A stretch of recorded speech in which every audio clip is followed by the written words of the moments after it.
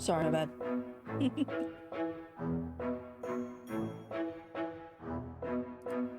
Finally uploaded your vid? Yay! Nice. Happy for you.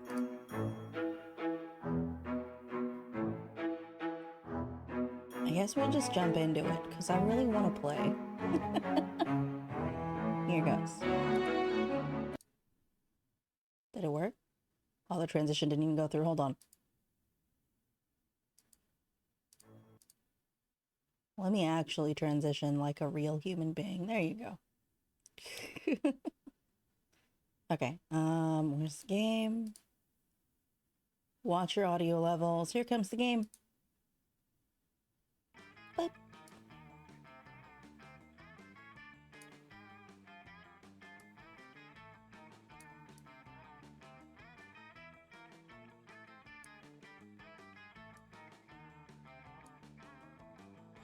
Cool. Oh, I guess I could... I guess I could pull this up all the way. I think that's fine.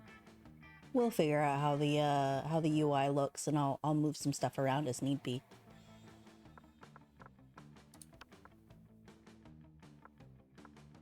Awesome voice effects. Sweet. You can play this with 4 people? That's cool. It's just me today. I want to play the DLC, but I guess I'll play classic mode. The person I want to romance is actually in the DLC, but I'll just leave it. It's fine. I'll pick somebody else. Ooh. I like that there's 2 options. That's kind of nice. This... I'm not in the way, am I? Scooch. Let's try here. That should be good, maybe. Anywho. Ah, spooky high school. The sweetest years of our lives. Why is it always high school? Back then, we were young and unafraid. Sometimes reckless, sometimes brilliant, sometimes just stupid, but always willing to live life to the fullest. We were on a wild journey to discover who we really were. Ooh, I get to pick who I am? I don't know. I think I want to go with Oz. Oz is cute. I want to be Oz.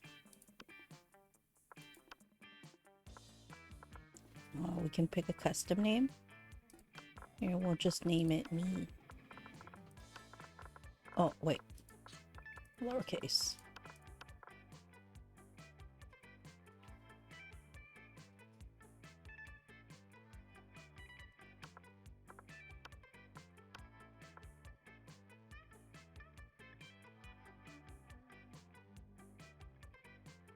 Sure thing.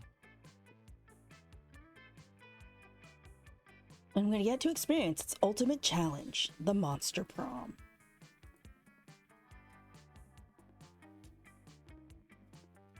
I remember it clearly. 6 weeks were left, and as we fantasized about our dream prom dates, we were all scrambling to catch the attention of one of our 6 most charismatic classmates.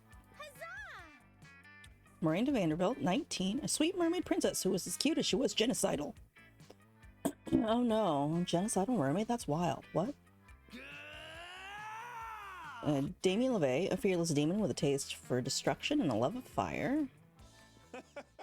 Scott Howell, 21, a werewolf athlete who compensated for his rather small brain with a stupidly huge heart. Liam DeLioncourt, 400-ish, a hipster vampire whose standoffish demeanor hid that he was truly a lovable dork. Yay! Polyguys, 22 question mark, a party ghost with insatiable hunger for all the wrong things. What? And Vera Oberlin, a mean self-made Gorgon with a merciless sense of business. This is a strange combination of ages for high school, but like, okay. Also, I'm covering Vera right now. You can't see her. She's kind of a vibe. Hold on. Look at her. What a vibe. I like the way she looks. You know what? Hold on here. Let me just take my hat off. There you go. That way you can see everybody. So, I don't know who I'm gonna romance. I'm kind of vibing with Liam, though. Not just because his last name is Delinecourt or whatever. But Bulge? Bulge? What do you mean, bulge? Hold on, I gotta move the ice cream machine. It's in the way. Here, we'll put it over here. How's that? There you go. That way you can still have ice cream.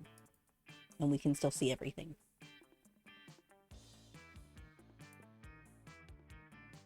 It was clear. It had to be one of them. But who? We only had 6 weeks to choose our prom date. And, even more daunting, we only had 6 weeks to woo them and conquer their heart.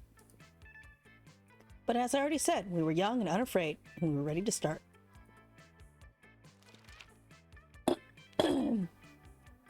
Welcome to Monster Prom's stupidest pop quiz ever. Okay. All minds are rotten, but they are rotten in so many different ways. Worry no more, we're now using our PhD in bullshit to diagnose which kind of deviant sicko you are. Monster Prom's stupidest pop quiz ever, TM, will throw a bunch of absurd questions at you and turn your answers into your character's stats. This way, each of you will start by having stats that better reflect your true selves. Let's start. Which god do you pray to each night before sleeping? Praying is for fools. I took compromised pics of a god molesting a tree. And now I blackmail him for whatever I want. A lot more effective. Now I pray to all kinds of gods. I have this business where people pay me to deliver their prayers every night. I've even started to look for a Chinese factory to outsource the prayers. Praying is kind of lame. I have a group text set up with some deity. Dionysus, Bastet, Loki, coolest cats in town. Ooh, Lord, this is some good answers. I'm gonna lean towards the third one just because that's pretty sick. Imagine having group text. That's sick. I love that. Oh, so charming. Okay, charming. It's a chance to fix global warming. Go ahead. Global warming isn't real. I invented it, and now science is claiming authorship because science is a lame copycat with no original ideas. It's time to be a real hero. I'll lead a mission to the sun in order to invite the sun to the party of its life. We'll have so many hilarious misadventures that the sun will eventually become cooler. Wink. Nah, the world's doomed, but I'll start investing in ships and start a profitable business for the soon-to-be covered by water world.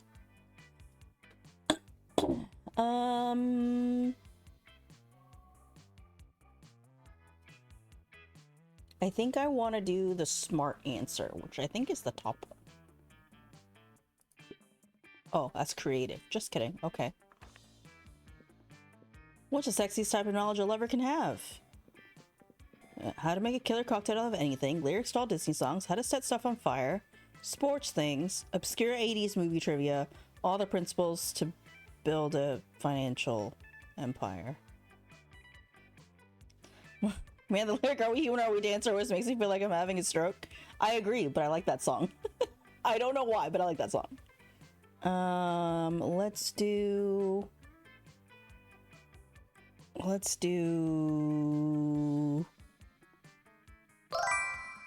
Welcome, These choices are crazy. I have to...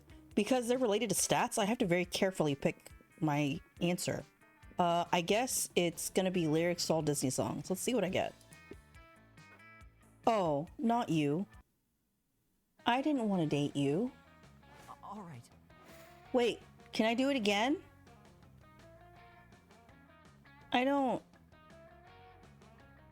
want to date the genocidal mermaid. I should have picked somebody else, huh? Okay, let's go to... There's an achievement you can get if you pick the same thing every single time. I would like to get that achievement. So I'm just gonna pick the bathroom? No, I'll pick the library every single time. That's fine. Let's do that. Super Benito Bros. I'm managing my start kicker? Hey, look at... That's pretty great. $18,920 pledge? That's pretty great. How impressive. You deceive lots of people with a sensationalist video and impossible promises. Nice. I gained 100,000 money, but almost everything goes to cover costs. You keep only 2 money. I got 2 money? You notice Miranda trying to put a smile on Liam's face. This should be good. Huzzah! Huzzah? I simply do not understand how you can be so gloomy all the time when the world is so full of wonder and magic. Huh. I guess I'm just not part of the Everything is Beautiful club. The Everything is Beautiful club? Is that a secret club? Oh, you would be excited about that, wouldn't you, Miranda? What? Oh, yeah. Totally. Actually, volume's a little soft. Hold on a sec. Can I to menu? Yes. I'm surprised it wouldn't let me do this from settings. Okay. It's a little quiet, so I'll turn it back up. Let me know if it gets a little too loud. I'll adjust it on OBS. Okay, let's go. Oh, did it make me start over? Sick. Let's go. Okay, okay, okay. One more time. One more time, one more time. Skip.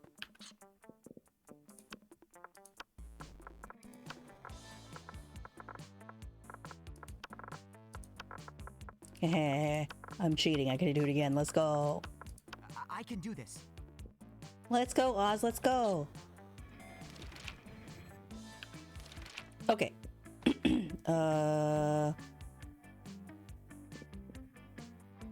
This one was creative, right? This one must be charming. And then this one is money. Let's do... Let's do creative then. That's fine. Oh, it's fun. Oh, no. Not fun.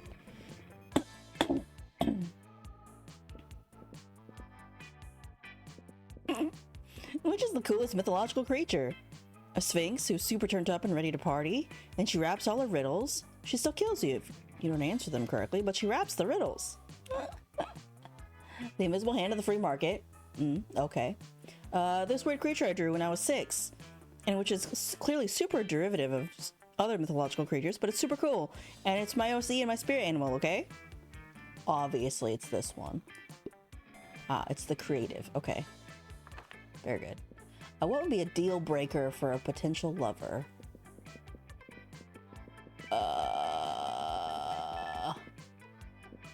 Okay, this is one of the characters. Each one of these answers corresponds to a character. Let's do... If I want to get Liam...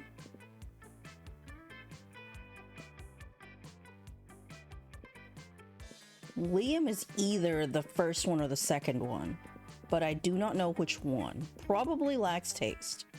Let's see if I guess correctly. Yeah, let's go! Alright, now I can gun for Liam. Let's go! Yay! Alright. Excellent. Alright, now back to the library. Oh, same thing. My start kicker worked out well. Excellent. Oh! After that, you engage in a deathly match of truth or dare or death with Polly. Why?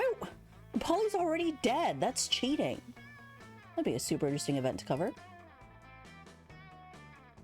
But then the two of you spot Miranda and Liam deep in an intense conversation. That's bound to be much more interesting. Okay.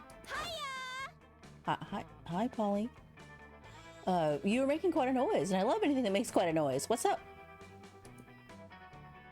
Hey, you two. Miranda and I were having a creative disagreement.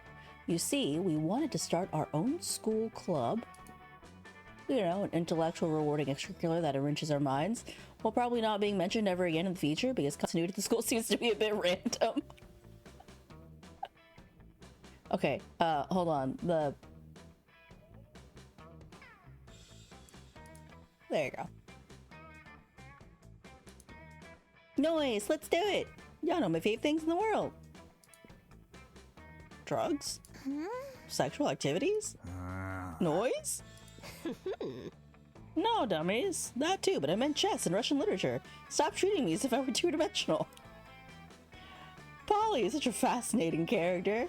Party girl, but loves chess and Russian literature. That's cool. Welcome, Scoundwave. So I need your take is about to be P5 and it's exciting, but I'm here to say play Persona 5. I'm too impatient. Okay, go watch Tango beat P5. And I'll... You're just gonna have to wait, dude. I can't help you with that one. A literature club. Do you think the literature club is gonna be Doki Doki? Huh, I'm not sure. Do you remember what happened last year when we joined the literature club? We wrote dope poems and made new friends? No, the other thing. Huh? Ah, fuck. Yes, that's right. So weird, I almost forgot. I mean, that's how I died, you know? That's how she died? Bro, what? Anyway, thing is, Marina and I were already between two ideas. I proposed we start the club. So authentic.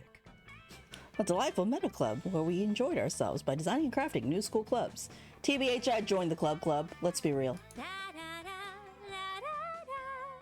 Boring. I proposed the Little Pony Sweet Dreams Club, a club where we would spend our nights learning how to tell the right bedtime stories to ponies. Miranda is a very interesting character. Whoa, you two really know how to sound two-dimensional. But in any case, can't you both just do your own clubs? No, our lives are fueled by the conflict and confrontation that can only be solved by choosing between two options. That's why we need you to choose which club is the best one. Because Nina always seems to choose based on who they want to ask to prom. Oh no. Rip. He's right. He is self-aware. How terrifying. Oh no. All the more reason to date him. A tough choice. Mostly because I'm like super drunk right now. A tough choice indeed. It's your opportunity to convince Polly one of the options because no one is preventing you from making choices based on who you want to ask to prom. The best club is clearly the club because, and then just throw some confetti. And so you throw lots of colorful happy confetti that you carry with you when you want to cheer people up. Let's go. Alongside your black and white sad confetti for more solemn situations. Nice. Confetti! I love confetti! I also value confetti. It's a very valid argument. So club it is. Bruh, if only confetti was a valid argument for everything. I would have had that stuff in a cannon real quick. I must admit, confetti is pretty nice. Maybe Liam was right the whole time, and I wasn't able to see it because of the lack of confetti in his arguments? Really? That was what you needed to be convinced? I'm this close to arguing with you about you changing your mind. But you know what? What if we start designing and crafting our club now? It will be the first of many clubs we'll create. Huzzah! Huzzah! Your silliness and cheerfulness is stupid but nice, huh? You know what? As the club president, I think the second club we can craft and design might be a Little Pony Sweet Dreams Club.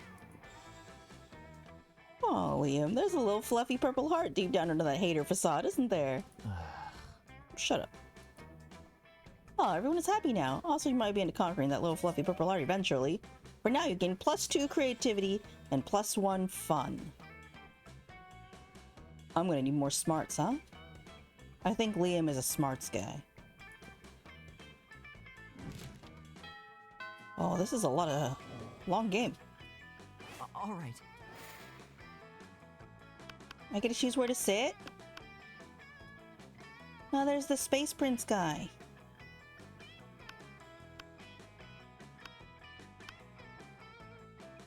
Obviously, I have to sit. Can I pick a seat, or is it just a table? Oh, it's just a table. Okay, I guess I'm gonna sit over here then. The table you chose is quite crowded. Liam sits across from Miranda, who is flanked by two well-dressed servants. One of the servants cuts a slice of Salisbury steak and feeds it to the other. What? Seriously, Miranda, you have servants to chew your food for? What? Miranda, ew. Excuse me, what? Ugh, disgusting! Oh, no? What, of course not. That would be barbaric. The servant happily swallows the Salisbury steak. I'm sorry, what? I have servants to eat for me. They're called eating serfs. Don't you have any? Miranda doesn't eat? First of all, no, I don't eat food. Second of all, that totally defeats the purpose of eating. Aren't you worried about starving? Yeah, exactly. Why would I be? My serfs get all the calories I need to stay fit and healthy. Enough. I have no objective reason to care about this, but suddenly it's all I care about. Someone convince Miranda to stop this madness.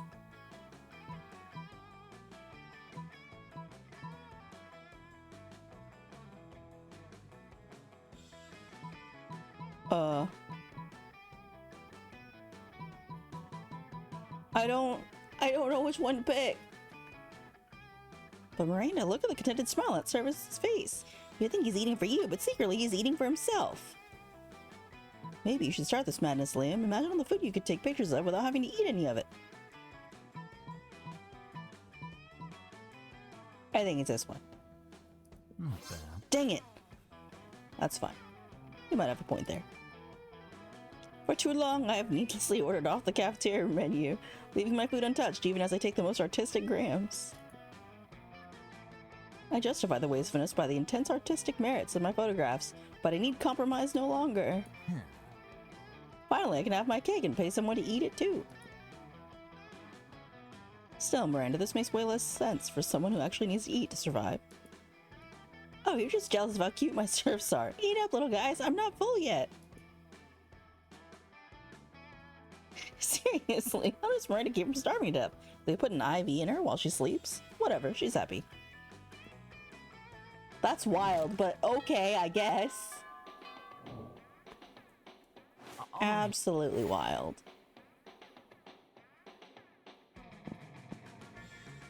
Let's go again.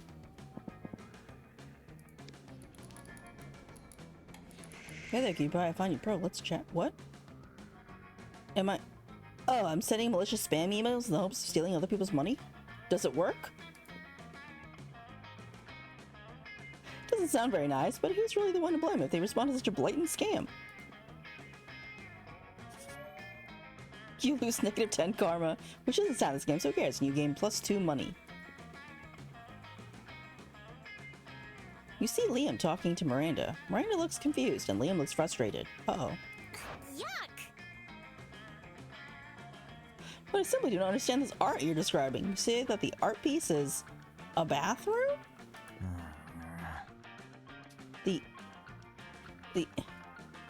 No. For the 100th time, the art piece is the experience of going into a bathroom thinking it's an art piece. The artist purposefully gave the room number of the bathroom as the room number for the exhibit. Even though there was a whole room full of his paintings elsewhere in the building, it was revolutionary. It certainly seems very complicated. Personally, I prefer the exoplanet sculptures of the Atlantean 5th Dynasty. You know, the man in the moon, the face on Mars, all of Pluto, art on such a grand scale. So mainstream. That's not art, that's populism at its worst. Well, I don't think that bathroom business sounds like art. But how are you supposed to discuss art if we can't even agree on what it is? Oh, if only someone would come along and provide a satisfying definition of art, I would be so pleased. We got this, no problem. It's so simple. Oh, Lord. Art is a method for making worthless things into very expensive things. Art isn't art unless it makes you feel bad feelings inside. No, it's... Let's be real, it's the top one. The top one is the right answer. How majestic! I'm smart. Mars was just a bunch of sparsely populated red rock before Giblet Grinston completed his masterpiece. After that, he was able to sell it to the Arcturans for 1 trillion doubloons. The Martians weren't happy about it, but you know what they say. Sometimes we must suffer for other people's art. Not bad. That last bit is the only part of what you're saying that I agree with. So that's what happened to life on Mars. You gained some new knowledge about the solar system, and also +2 smarts and +1 charm. Okay. That's not bad. Okay. All right. Let's go. To the library again. Played some online poker? Gambling seems like a stupid and dangerous decision. But who cares? This time it paid off, so fuck it. You gained +2 money. Oh, bro, I'm rich. What the heck? You notice Miranda trying to put a smile on Liam's face. This should be good. Okay, there's this thing again. Skip. Here we go. I want to join! Liam seems totally sexually disinterested in continuing this gag, but you have no such reservations. You tell her.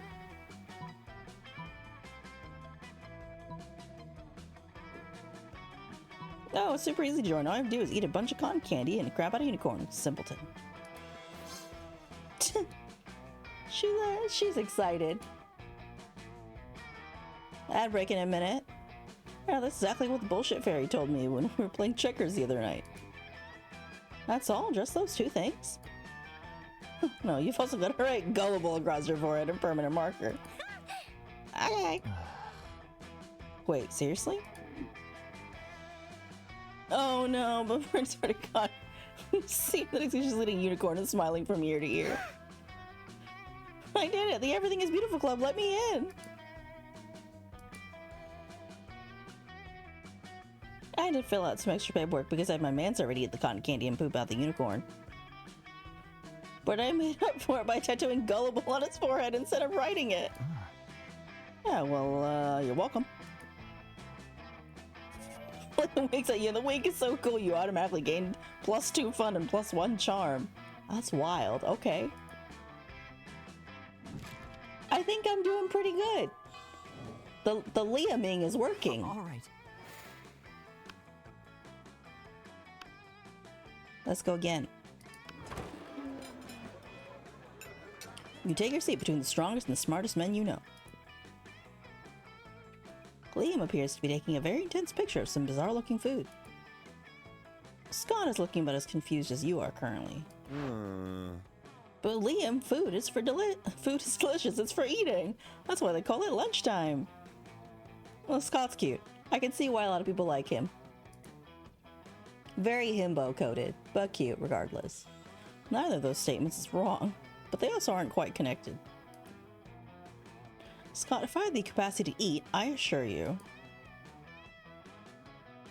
I would still ignore the actual content of the food in favor of finding the perfect combination for a flawless moment-gram post. Oh, I see. You're going to post a picture to advertise the food to people who can actually eat it. You're so smart. I'll be happy to eat your food for you.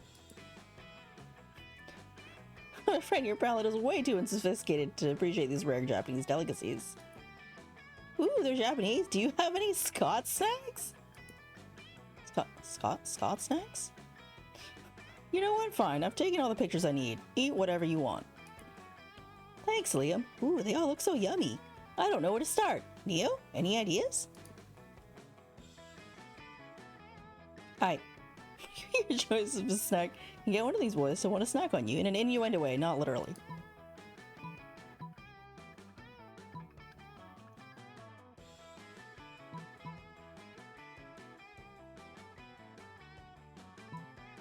Go with a brightly colored bag of meat biscuits that somehow has an enemy drawing Scott's face on it that says Scott snacks? You do have Scott snacks. No, you should choose the lychee fruit flavored custard with a side of tofu and a drizzle of raspberry extract. Oh, Neo, I always knew you were a monster of impeccable taste. Actually, that isn't true. I assume everyone has a horrible taste and a useless aesthetic.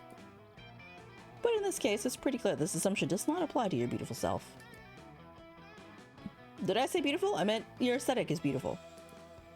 Because we have the same aesthetic. The lychee custard picture has already gotten more likes than any of the food on this table. And it's absolutely delicious. How could the way it tastes possibly have any relevance to a conversation about food? Liam, you're so smart that I don't even understand how that makes any kind of sense. Agreed, that makes no sense. Also, I've been talking through ads. My bad. I didn't mean to do all that. Bit late for that now. I gotta wait for the ad break to end.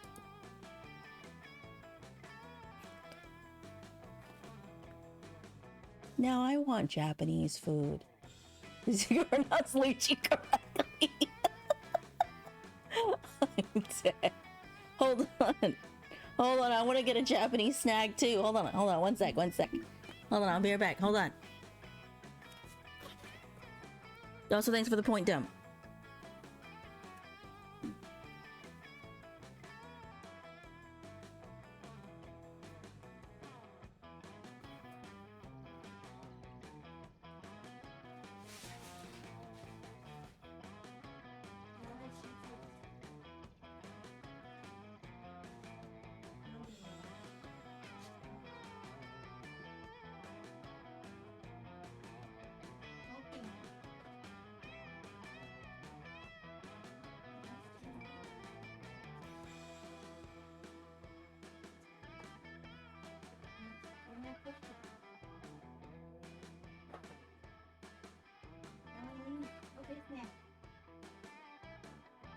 Hold on, I gotta get a bunch of snacks. I love Japanese snacks. I have so many. So many snacks. Hold on, I'm gonna eat one real quick.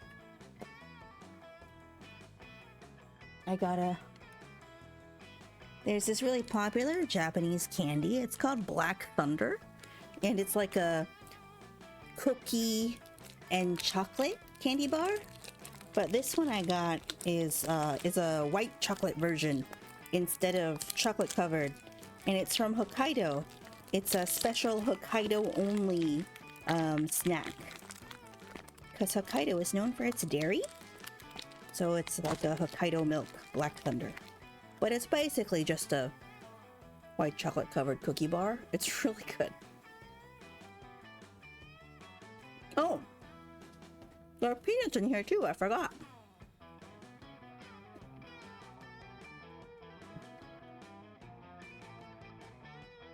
It tastes kind of like a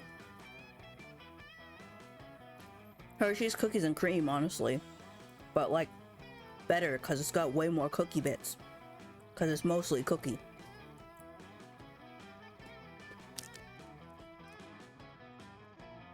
Yummers.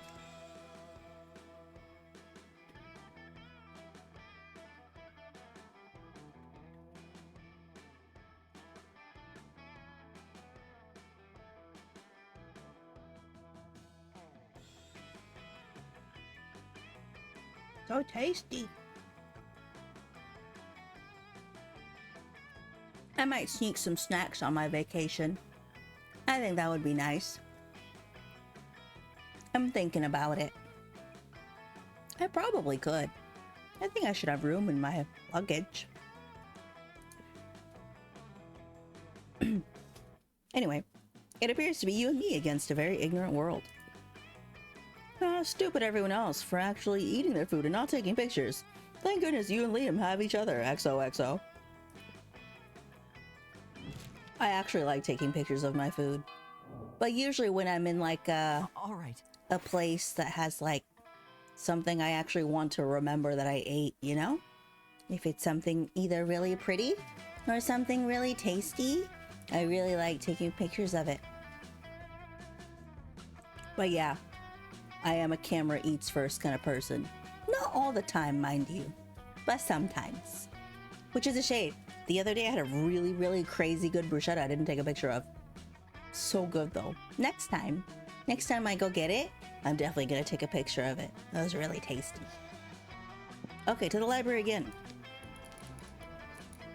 Like they taped the image of your character's face. That's funny. I was mining Bitcoin? On the library PC?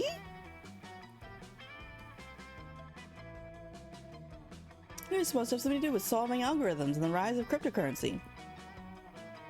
But What'd you guess that nobody actually has any fucking idea how it really works?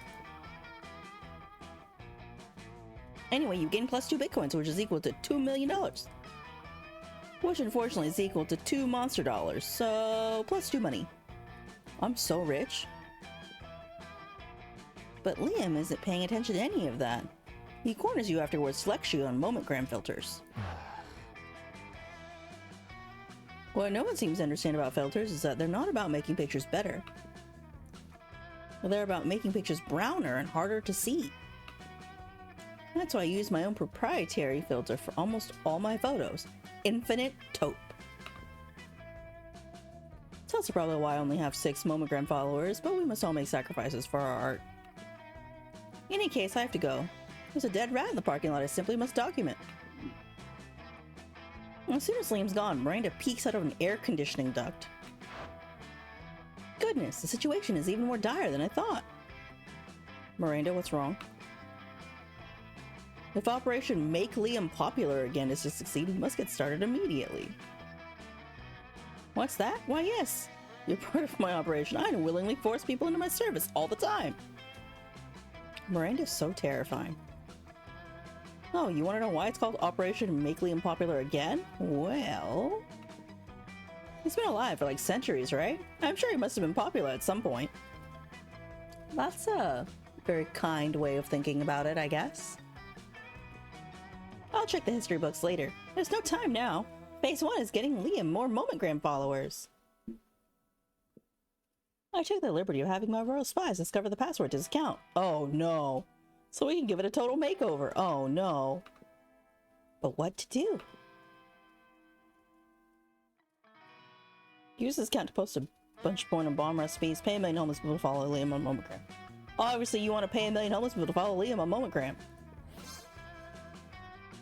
Ah yes, just as father pays millions to vote for him in our fair and democratic elections. In fact, I think I can cut costs by paying one of father's clonesmiths to simply replicate the same 1,000 people 1,000 times. Yes, Miranda, she thinks this is ethical, but she's as confused about the meaning of ethics as she is about fair and democratic elections. Soon the plot and the requisite clones are hatched. You run into Liam in the halls a few hours later. I'm distraught. My carefully husbanded unpopularity is crumbling before my eyes. Look at all these followers. Look at their comments. Totally real account 66. I love you, Liam. Another equally real account. You're so obscure and avant-garde. The sentiments they are expressing are objectively correct. And yet, no, I cannot give in to the lure of the limelight. In spite of this, Liam seems to be enjoying himself quite a bit. You spend the rest of the day helping him curate his feed, gaining +2 charm and +1 fun in the process.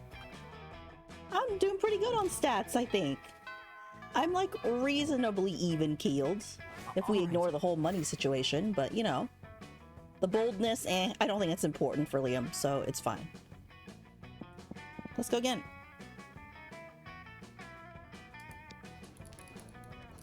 The start kicker again, cool. Money again. Scott strolls by, happily munching on something. Liam gapes at him, appalled. What on earth are you eating, Scott? This delicious new flavor of Fangles potato chips. Maximum Multi-Meat Double BBQ Massacre. Bruh, what? Really? Because it looks like a raw severed goat head inside a cardboard tube. Oh, yeah, I guess it does. Could have sworn it was potato chips. Still tasty, though. Tasty? Tasty? Does wanted environmental destruction sound tasty to you? I don't know. Is that a kind of jerky? Bruh, we should name a jerky. That'd be hilarious. No, Scott, don't you realize that in order to harvest those go-heads, Fangos and Co. decapitate millions of innocent goats every year? But what do they do with the bodies of the goats? Nothing. It's a horrendously wasteful practice. Bruh, they don't do anything with the bodies of the goats? Oh no, all those poor headless goat bodies running around and bumping into things. We have to stop them. Wait, really? I was just trying to make you feel guilty. I didn't actually have a plan of action. But if someone were to suggest one... What would I name it? We name it, the very long word, whatever it was, da-da-da-da-da jerky. I'm reading too fast. We could assemble an army of vengeful undead goat torsos. That's fine. Yeah, not so smart. Ah, yes, necromancy, the ultimate tool in the protester's arsenal. Did I lose smarts just now? You can dig out your Abomination Against Nature 101 textbook and get to work. But soon. Why are all the goats running to walls and trees and each other? Because they don't have heads, Scott, or eyes. Somehow our friend here didn't take that into account. Why'd you let them do it if you knew it wasn't going to work? For the lulz, Scott. For the lulz. The lulz are at your expense, literally. Fankel sues you for unlicensed necromancy. You lose -2 money and -1 smarts. Oh god. Did not know you could lose stats in this game. Okay. I mean, it's fine. I think it's fine. It's fine. All right. Let's go sit with Liam again. Hooray. Scott is taking a picture of also Liam's food? Ah, yes, Scott, snap away. My artistic plating is too magnificent to ignore. What? Artistic what? I'm playing Pokemon's Go. Oh, we're playing Pokemon's Go? Why fish girl look cute? Are you talking about the pink one? She's a mermaid. Who's also genocidal, apparently.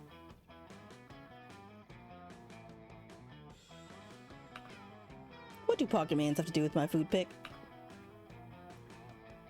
There's a level 43 Bernard Nansen hanging out in the middle of your plate. Here, take a look. Scott, why does your phone show a tiny human doing pottery on top of my eggplant ravioli? You don't know Bernard Henson? He used to be a chartered accountant, but now he's decided to pursue his dream of being a world-famous potter. You'd smash? She doesn't even know what ethics are, dude. Her name's Miranda, by the way. That character. That major life changes made him super rare. Pocket humans almost never follow their dreams. I don't care how rare he is. His presence is spoiling my pristine food pick. Spoiling it? But pocket humans are way cooler than a boring old food pick. You take that back! Uh-oh, tempers are running a little high. Looks like it's up to you to settle this dispute.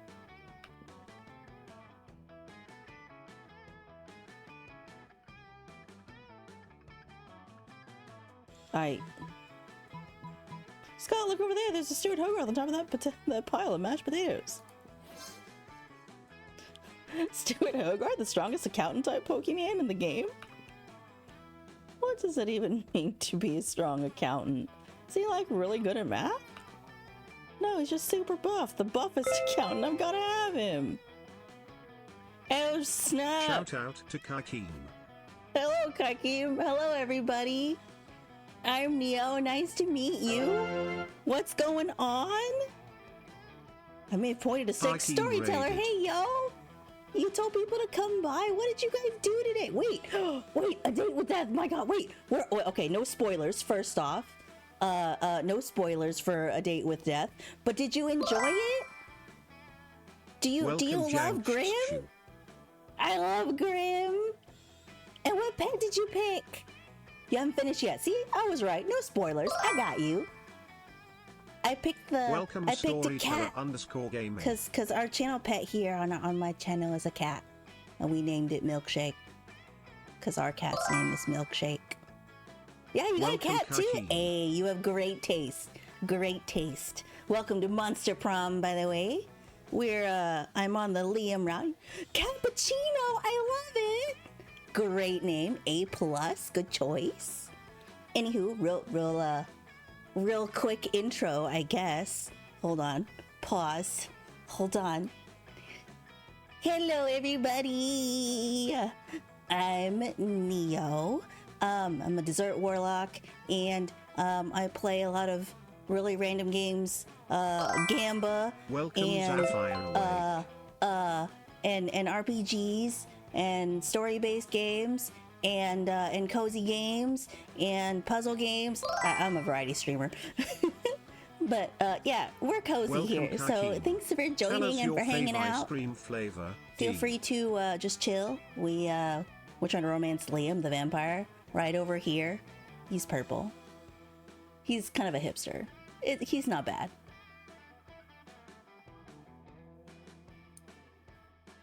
Also the buffest accountant. That's amazing.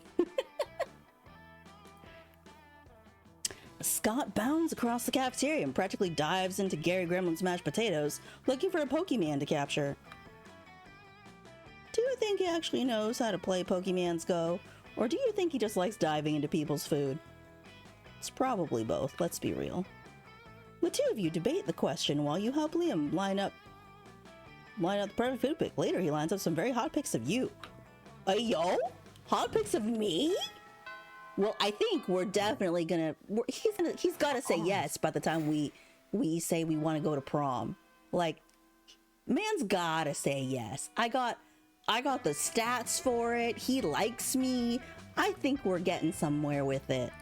Let's go to the library again. What's up? Oh, hello.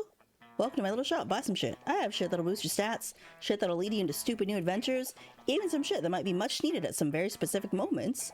So, take a look. I procrastinate my gotchas. I fixed it for you, Neo. Yes, Zap, you're not wrong. Ooh. A blanket with 2 holes?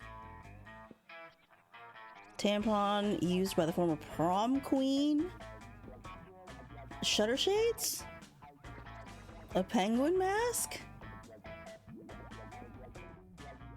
A Russian novel with insightful approach to universal matters such as love and death? A motivational poster? A corpse? Bag of regular cocaine? Fake badass tattoo? A PR agent? The gift that keeps on giving? Sexy fake Latin accent. I mean, I only have 13 monies, so I can't really buy much of anything. But, I don't know, it's kind of a tough choice here. I think... I know who wants this. I don't need that. I guess I could buy the blanket with 2 holes. Because I don't think I need a Latin accent. And this one's free. So let's buy this because it's free. Thanks. It's a... Whoa! Whoa, whoa, whoa! This salad is crazy! Did you see all those stats? What the hell? My stats were insane! Oh my god! Bro! Alright, this is a great first run. My god. I should have mentioned this is the first time I've played this game. This is great. Excellent game. Excellent game. Okay, to the library again. More monies. The start kicker, right? Okay, plus 2 money. Excellent. Is this still... Oh, psst, co-conspirator over here. Okay, Miranda. Phase 1 of Operation Make Liam Popular again was an overwhelming success. Liam is internet popular. Don't know nothing about nothing here, so I'm gonna vibe quietly and build and grounded. May your day be excellent, Neo. Thanks, storyteller. Thanks for guiding the raid and for hanging out. Feel free to lurk. We chillin' today. All good. I hope Grounded is fun. Gotta make him real life popular? What better way than making him prom king?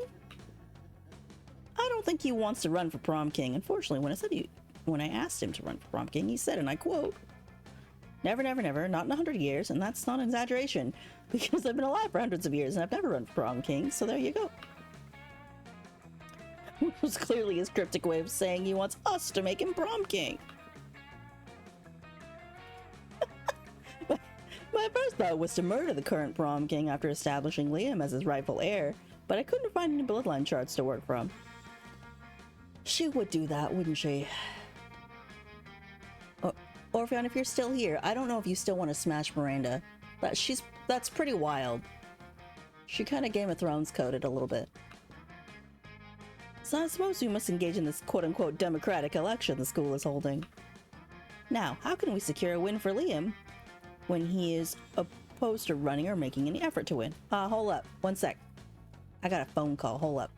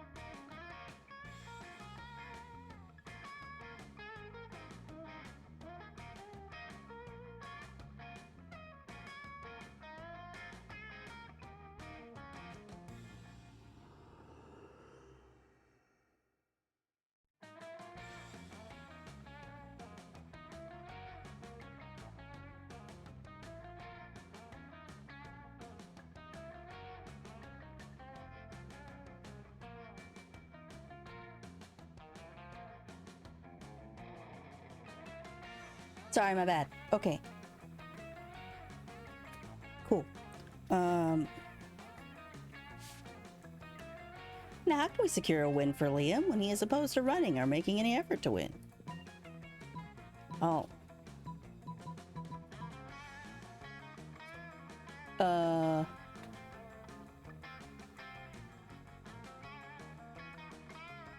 So we can pay 1 million people to vote for Liam for prom king, or we can dress up as Liam. I guess I'll pay 1 million people to vote for Liam for prom king. Actually, no, that doesn't make sense. I'll dress up as Liam. Oh, very charming. I look just like him? Lamau? You squeeze into some skinny jeans, some suspenders, and a lot of purple paint, and a sense of smug superiority, and gather a crowd in the auditorium. Ladies and gentle monsters, for too long our school has been ruled by prom kings who care about things. Caring about things makes you weak, because what if you care about the wrong things? Why, Liam de Lioncourt will never be wrong, because I don't care about anything. I don't care about my dumb clothes, or my stupid man bun, or any of you. To be honest, I don't even care if I win. If I don't, I'll just blow up the school with a hydrogen bomb I buried under the cafeteria. What? You walk up the stage with thunderous, terrified applause. You don't know whether it was a speech or the threat of extinction, but Liam wins by a landslide. Drats and curses. Rumor says I'll be elected prom king in spite of my sincerest wishes. How horrible to have the love of the entire student body showered upon me. The cold blackness in my soul, which has so long sheltered me from my true emotions. Gah, it's thawing.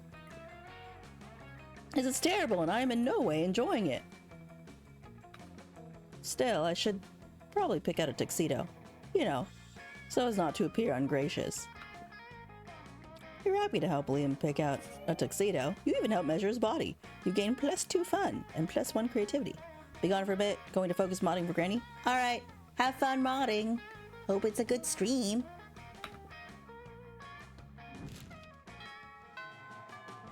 Ba-ba-ba-ba. Time for lunch. Oh, it's Liam and Scott again?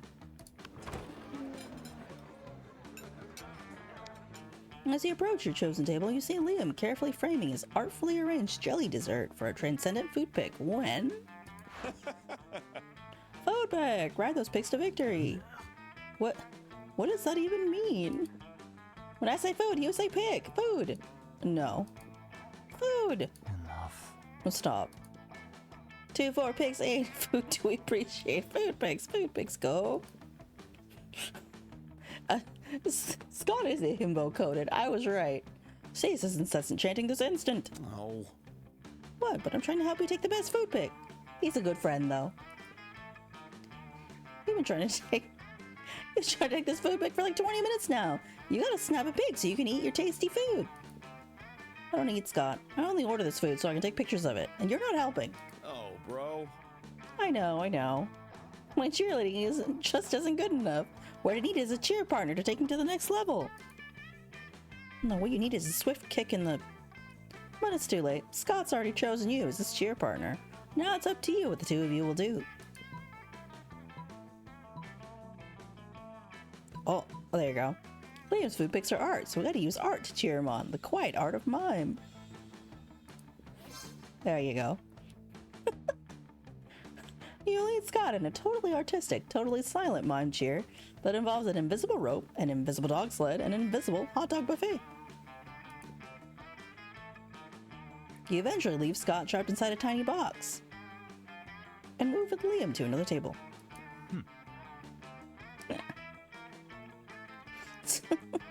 Thanks for saving me from that. True food photography cannot be rushed. You sure he's okay over there in that box?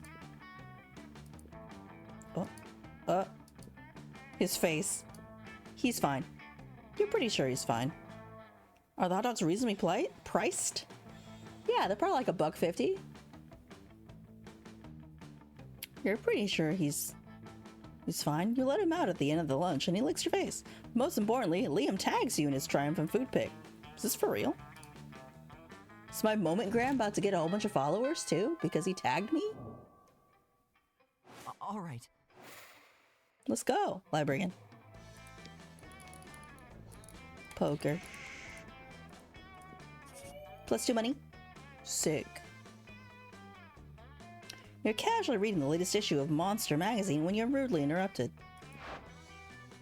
See? Even Neo, a sensible monster with a good head on their shoulders and at least some smarts, I do have some smarts, is reading Monster magazine. Yeah, and that's bad. Because we're warriors, so we need to fight. Scott takes the magazine from you and punches it. Scott, what? Hooray, let's go solve another of the world's major problems. Scott, what? What? We're social justice warriors. You see, Neo, ever since our major success with a Fangles goat head debacle, we've taken it upon ourselves to stand up against injustice. By punching magazines. No, Scott. As you no doubt noticed, Monster Magazine's sexiest monster alive this year is Count Victor Von Musclebod, the werewolf prince / bodybuilder. That makes him the 5th royal werewolf bodybuilder in a row to earn the title. What about those of us with leaner physiques? What of our representation? So now we're endeavoring to get Monster Magazine to name someone from a more marginalized community as their sexiest creature alive. We just need to figure out a way to convince them, since I guess punching the magazine wasn't good enough. Shh, that's easy. All you need to do to solve everyone's body image issues forever is...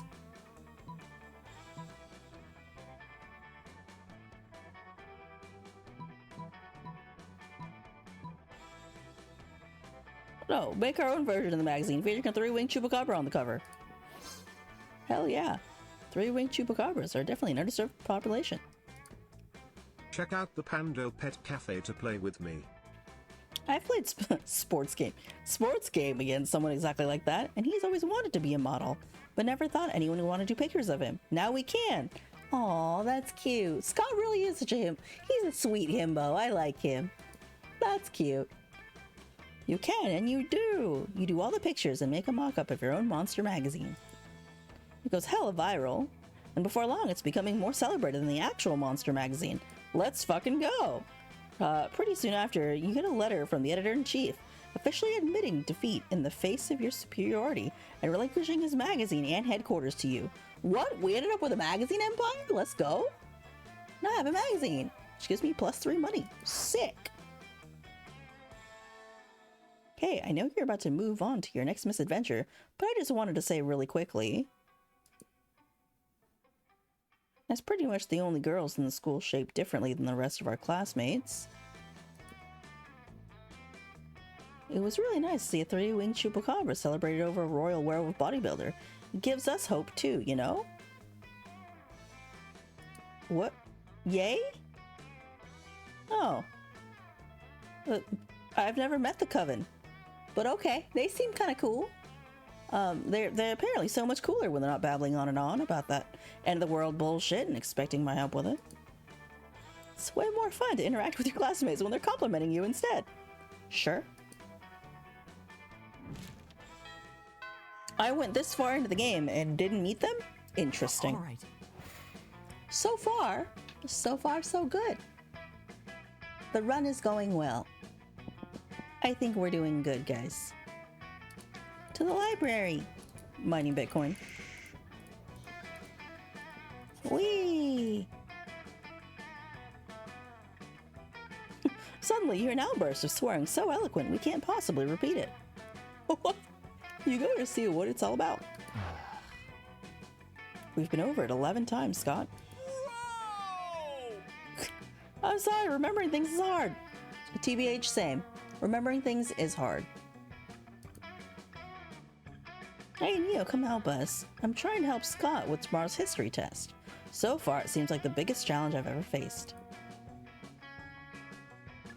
I gave him this copy of last year's test, but he still dazzles me with new levels of idiocy every time. Liam, I just can't. These questions are so complex and smart. For God's sake, Scott, that one isn't even a question.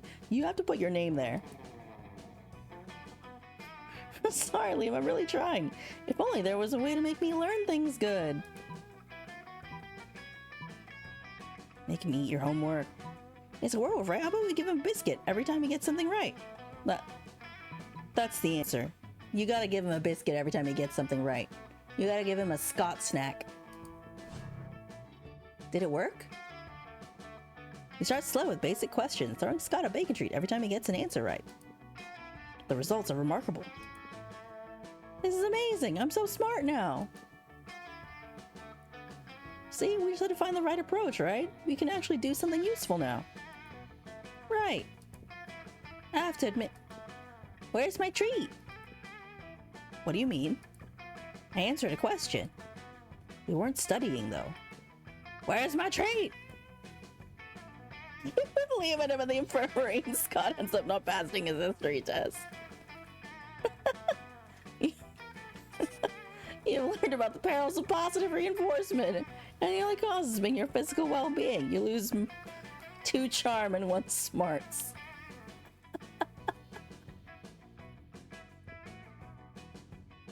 Bro, imagine getting beat up just because I didn't give somebody a treat. That's wild.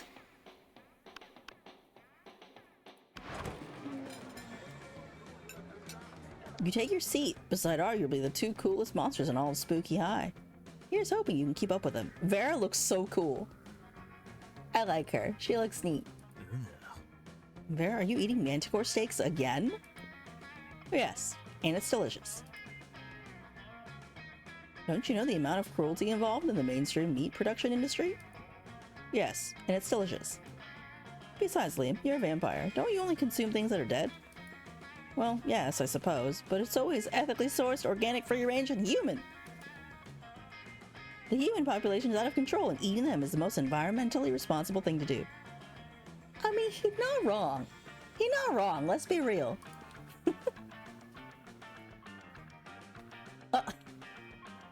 Listen, Liam, I happen to have a personal feud with every single animal I eat. I make sure to meet all of them first and ensure I'm devouring only the ones I hate the most. It makes it extra tasty. I can get behind that. That's reasonably ethical, I guess. Well, then, surely you can inflict such pain without going through the cruel meat industry and supporting factory farming. Isn't home cruelty better anyway? You may actually have a point there. If I get my hand in the pot, I can inflict even more effective and specific pain. And I bet there's a way to make money off this, too. Hang on, somehow I've ended up arguing against my own interests here.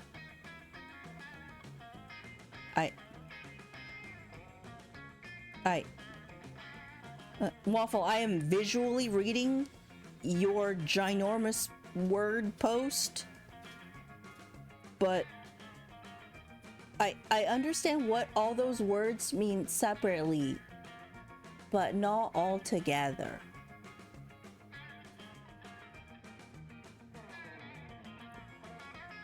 Liam, do you want to find innovative and creative ways to move society forward, or do you want to oppose cruelty like every other weak mainstream loser? You can... You can actually hear Liam's brain shaking as he struggles between his desire to be perceived as ethical and his desire to be perceived as creative. Maybe you can step in and help out. Gorgon Lady is cute. I know, right? Vera is cute. I like her.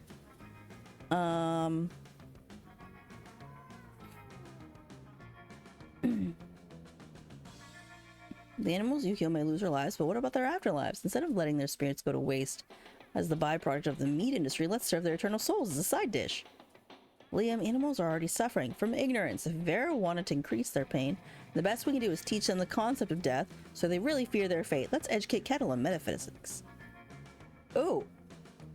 Both of these are words. I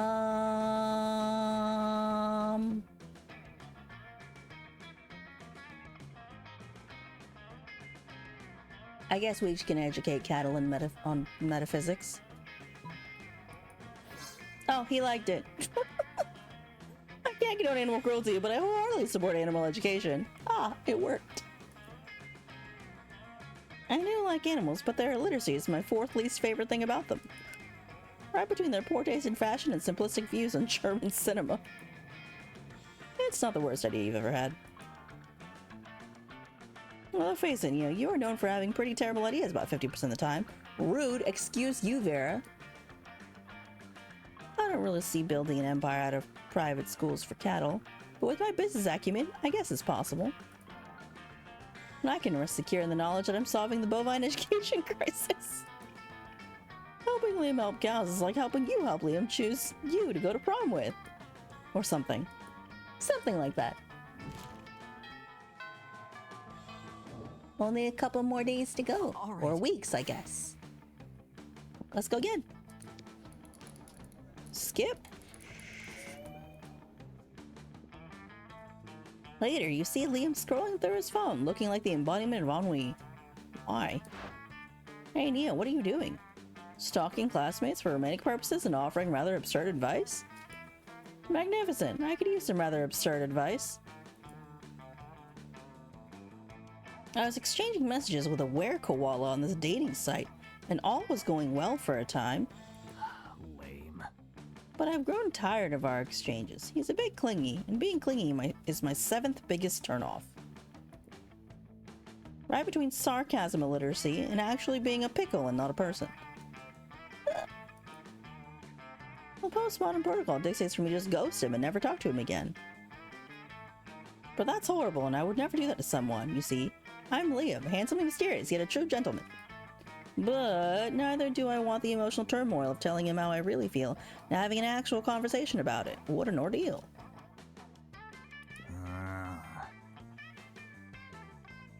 So I've settled on just sending him a bunch of emojis and then never texting him again. That should do it, right?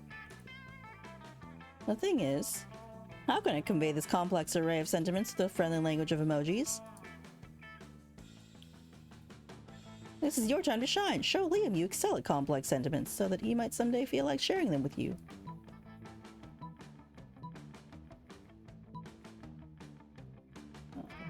Croissant school by shooting star trumpet and crocodile?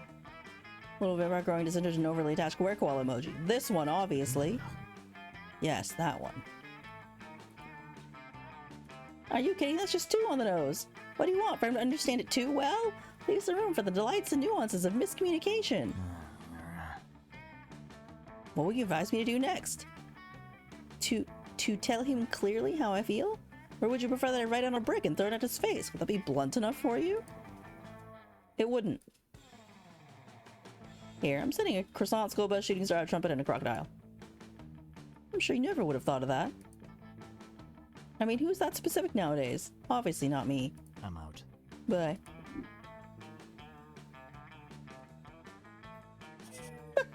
Later that day, you receive a text from Liam. It's the little frowny vampire being ungrateful of the eyes of his little emoji friend. Emoji. Okay, that's fine. I'm so glad I got that salad. For real, for real. My god. All right. I wonder if that's always what you get. It must be a random draw whenever you pick that gift that keeps on giving. Let's go to the shop again. Give me your money. Shouldn't be you out there trying to romance a classmate or something. Anyway, welcome.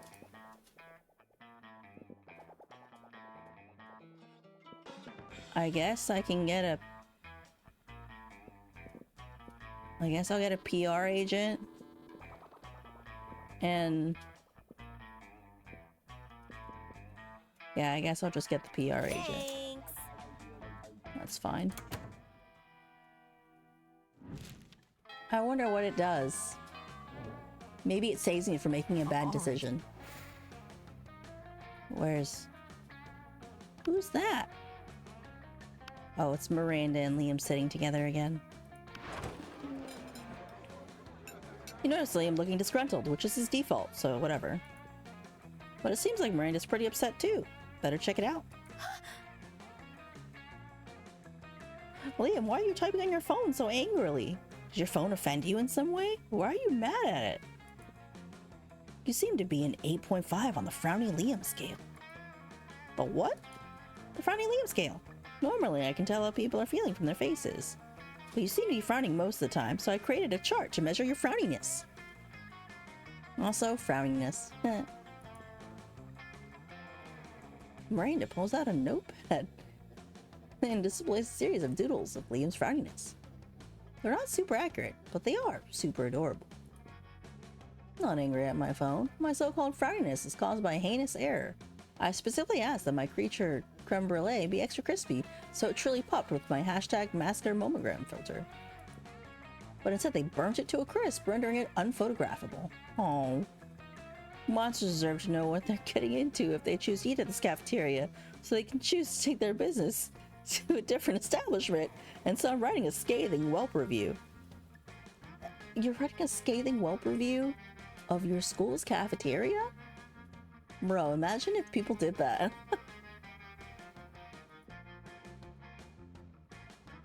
Liam, you can't do that. If they shut the cafeteria down, the school kitchen staff will lose their jobs. Do you know that peasants have to do labor to make living wages?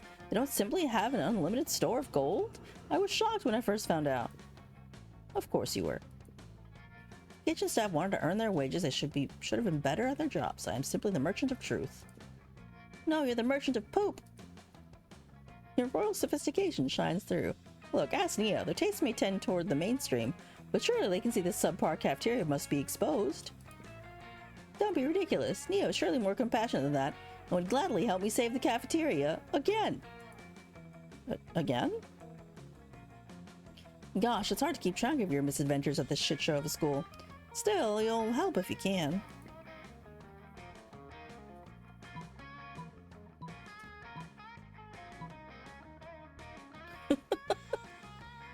Yeah, sure. One lone voice simply cannot shut down this cafeteria. At least not the voice of a high schooler. Let's get a renowned food critic to write a Pulitzer-worthy expose to be published in the most widely read periodicals. Let's go. Excellent idea.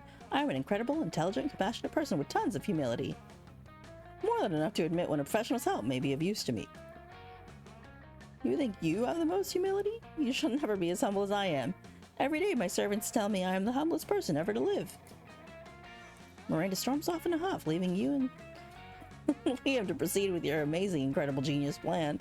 You're super humble too. Use your magnificent calligraphy skills you picked up in your elective class, calligraphy and murder. Calligraphy and murder sounds like an amazing elective class. You guys have a favorite elective class in high school? I think my favorite was probably home ec, honestly, because I learned how to debone a chicken in home ec.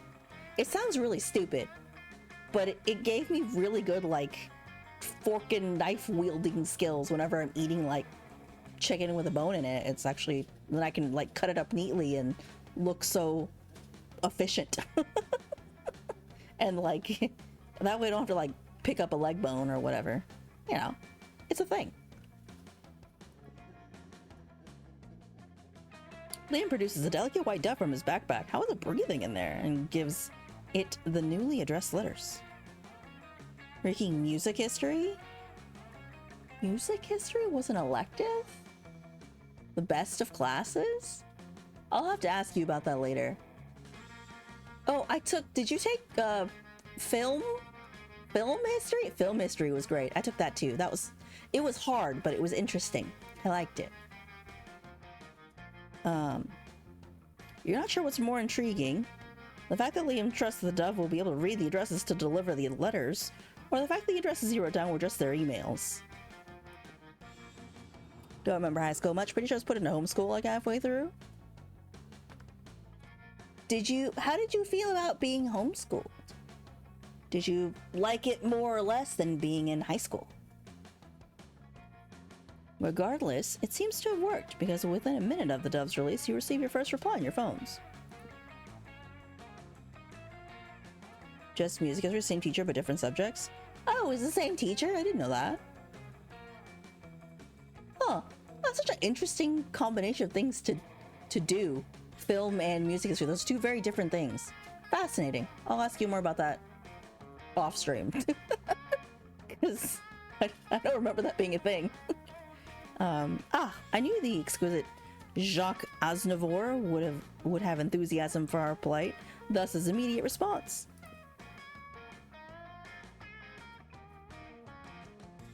Dear Liam, I received your message. The calligraphy is quite impressive. I'm afraid I must give you the same answer I gave you when you asked me to write a review on the cuisine cooked by your friend's grandmother last Thanksgiving. I don't know how you got a dove to find out where I live based on my email address. But stop contacting me. Most loving yours, great and humblest food critic, Jacques Aznavour. Oh, Neo, nobody understands the severity of the creme brulee transgression. Thank goodness we have each other. Heck yeah, you have each other for prom? Hopefully. At the very least, maybe he'll let you borrow that dove sometime to send anthrax to your enemies. You'd fail it though. Technically, I'm a high school dropout. I mean, yeah, just technically. That's fine.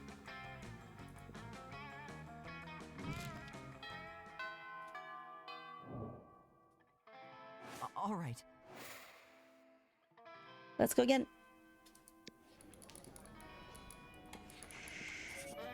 Went to the library all turns, and I get an achievement for that. Yay.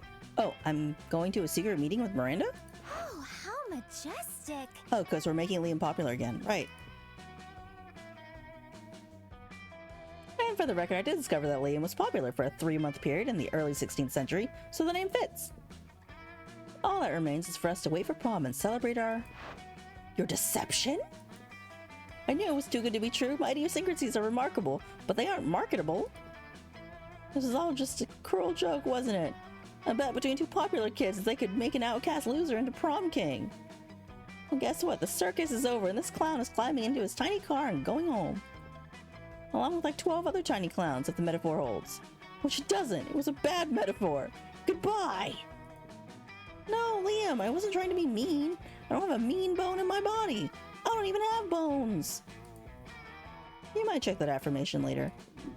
Oh, fish sticks. If we don't do something to fix this, all our hard work and subterfuge will be for naught. But how can we make amends? Surely not with some sort of overwrought romantic gesture defying all logic. You tell Miranda not to worry. You've seen plenty of teen rom-coms. You know how this part goes. ZZZZ.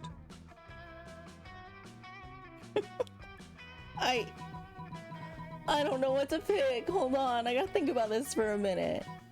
You need a grand romantic gesture, race to the airport to confess feelings before Liam boards his plane. He's not going on a plane. So clearly I have to pay 1 million people to spell out I'm sorry so it's visible from space. With their financial holdings combined, you and Miranda are able to hire 1 million idiots to spell words with their bodies. Perfect, now we just need to get Liam into orbit so he can see a heartfelt apology. Ah, what are you doing? Why did you strap me to this rocket? Calm down, silly, we're apologizing. You're going to apologize for this after you're done too? Of course not, then we'd be apologizing forever, and I only have 3 more rockets. Okay, yes, great, apology accepted. I'll be the stupid prom king, get me out of space. That's all, I love making amends. Okay, I guess if you're willing to launch me into space to say you're sorry, you must really care about me? I must admit, it feels sort of good to be popular. Don't you dare tell anyone I said that. You promised not to tell anyone. Liam said that, as long as he seriously considers taking you to prom. You gain 2 charm and 1 fun. Hey, my skills are amazing. Look at them stats. The monster prom draws near. Let's go. Who am I gonna ask to prom? Liam, obviously. Let's go. Hey. Yes, we're going to ask Liam to prom. You better say yes. I swear to freaking God. How ironic. I unveiled the first secret ending? Who could have foreseen this? Liam and Neo, prom royalty. We did! It was all our plan. We fought for love, and love won! Liam is popular again! Huzzah! Anyway. After all these years spent avoiding cliches, it doesn't feel as bad as I imagined. So authentic. Maybe doing a 180-degree turn from cliches is good, but embracing cliches is like making a 360-degree turn from them. So disruptive. At that moment, Miranda becomes distracted by some other wacky plan and leaves you with Liam mumbling to himself. Such a lovable dork. Prom night arrives, and the two of you decide to embrace all cliches, from slow dancing to actually having fun. Prom game. How ironic. After the coronation, Liam admits he's having a great time, which is causing him to reflect on all the cliches he avoided all these years, which you can now embrace. And he puts his hands over yours and says, "You know what the biggest cliche I've been avoiding is? Love. And I don't even care how cheesy that sounded." Boy, that was cheesy, but you know what? You don't care either. Well, it's likely to be Razgard, the space goddess of illusion in disguise. Let's freaking go. What?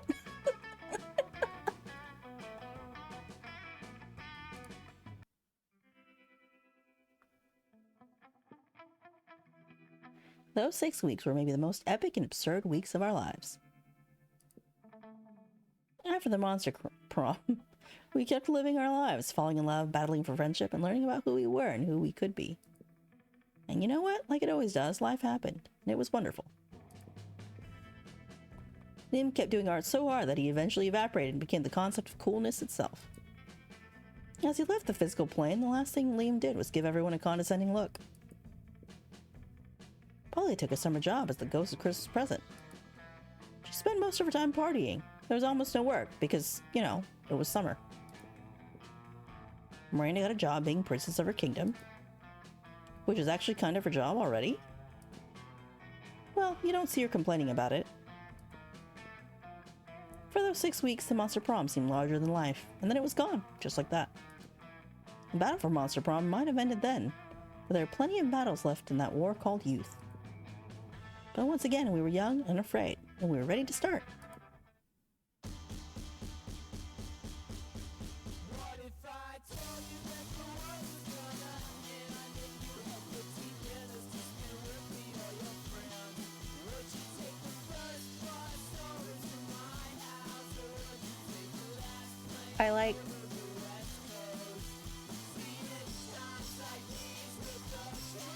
I like this credits.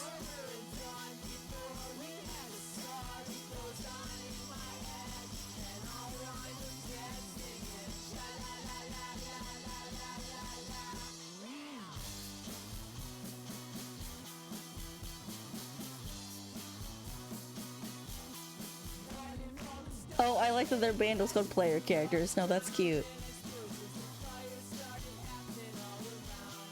Oh shit, Erika Ishii was Valerie. Oh, Aaron Hansen?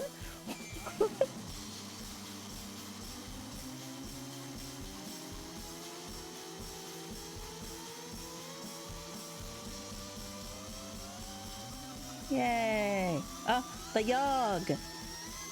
That makes sense. You have to go? Okay, bye! Thanks for hanging! I hope you liked Monster Prom. Bye!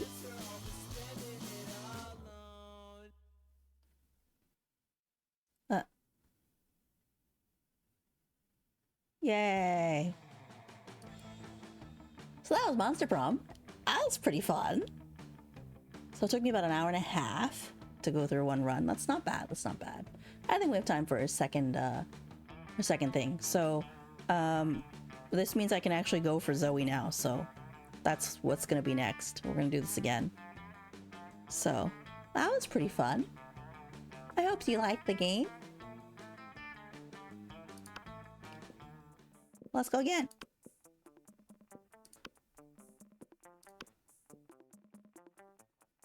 Skip.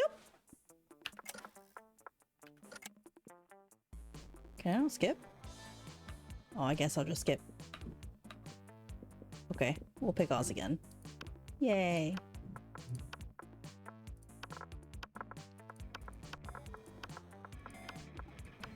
Sure thing.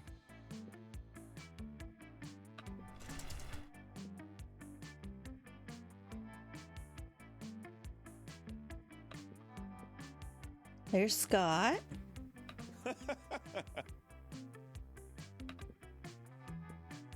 Miranda.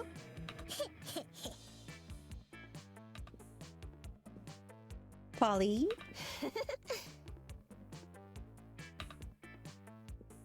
Damien.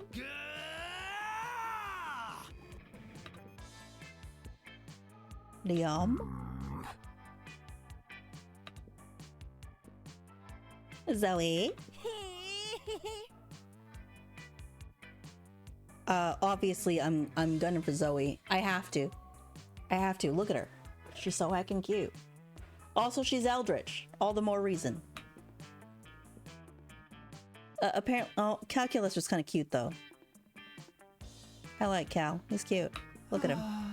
Ah, cute. And there's Vera.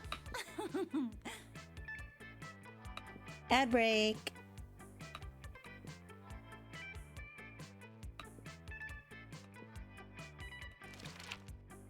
Don't worry, I'll just do the quiz really, really slowly during ads. You won't miss out on anything. And I guess I'll have a snack too while I'm at it.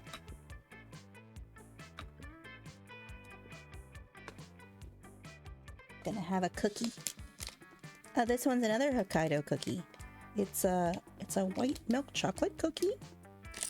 Let's see. I want to see what it looks like. Oh, it's a small round cookie. And it looks like it might be like a almond style cookie. It's weirdly shiny, but that's interesting. And the filling is, the funny part is the filling is a square and not a circle, which is odd. And it's like, it's a very thin sandwich cookie. But really interesting. ASMR incoming for the crunchies.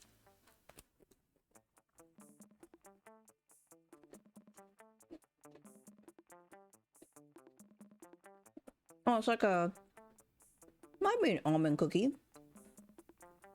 No, peanut cookie. Some kind of nutty cookie. And couldn't really taste the white chocolate though. It's a very little filling.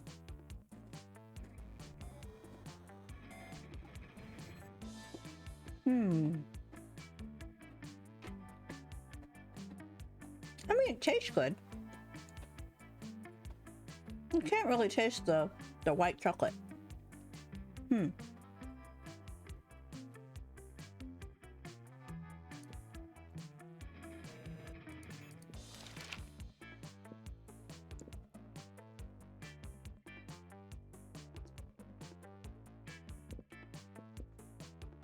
Good thing we're in ads for this question.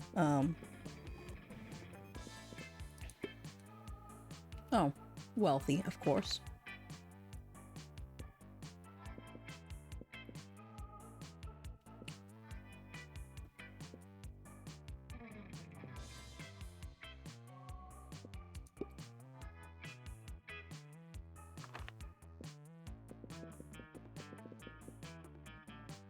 Easy. Let's go, Zoe!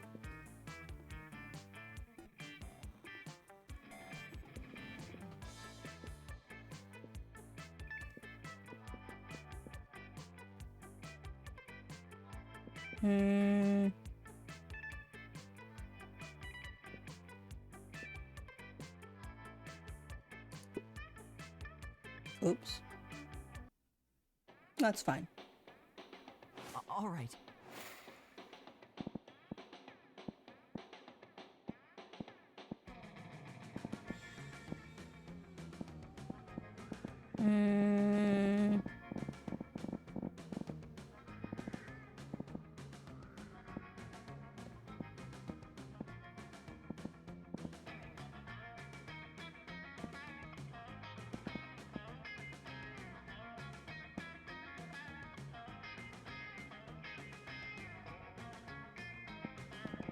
I don't know what to pick.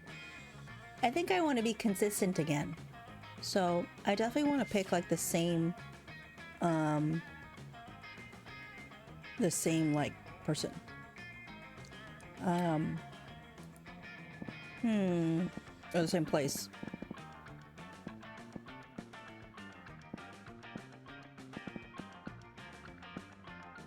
I also just pick class.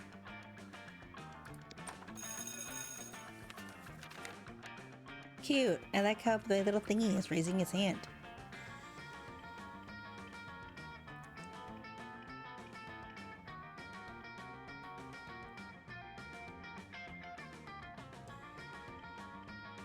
I'm just vibing for a minute while we're still in ads.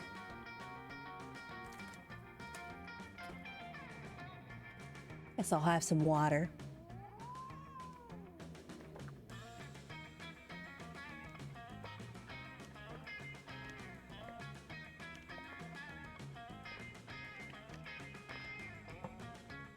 Okay. Now, almost back from ads.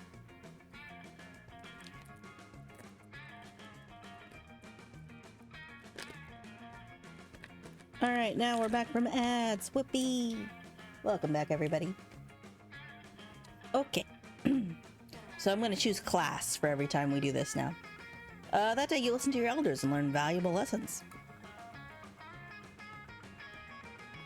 Sometimes, after all the monster nonsense and the dating gimmicks, you forget that attending class is supposed to be the primary activity at this high school. Plus 2 smarts. You're enjoying the sound of no ear-splitting shrieks filling the air when suddenly an ear-splitting shriek fills the air. Disgusting! Zoe, what is this abominable nonsense? How dare you so much as think of such filth? Much less write it, much less put it on the internet. Miranda, I honestly have no idea what you're so upset about. I'm simply expressing myself through the noble art of fan fiction. By writing a story about me, a noble and beautiful mer princess in a forbidden romance with Nash Omahone, the son of the Prime Minister of the Air Kingdom? The Prime Minister, Zoe? I would never date anyone from some socialist nightmarescape with a Prime Minister. But this has nothing to do with you. It's not set at Spooky High, it's set at Creepy High. And the mer princess is named Miranda Vanderbilt. That sounds nothing like Miranda Vanderbilt. They barely even end with the same 4 letters. Don't you know the last 4 letters are the most magical and important of all letters in mer monarchy culture? Why should I have this drivel ripped to shreds with a libel knife, the cutlery used by the most scathing of reviewers? See, Miranda, you're nothing like Marmanda. She totally would have gone with a slander spoon. I simply cannot stand by while my friend, classmate, and inferior publish such air people sympathizer nonsense. Oh dear, this could get uglier than it already is. Better step in and help a lady out. Which lady, though, is up to you.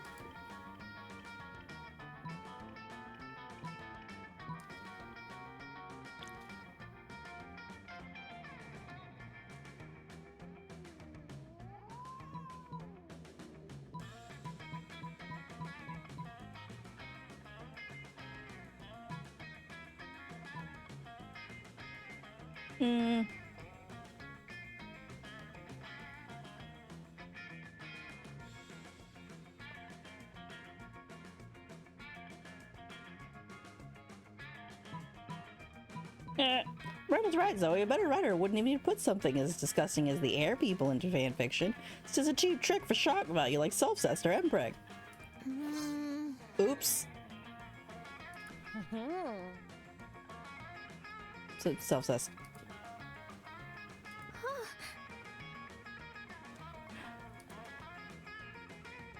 Oh no. Miranda likes the concept self-cessed, I guess.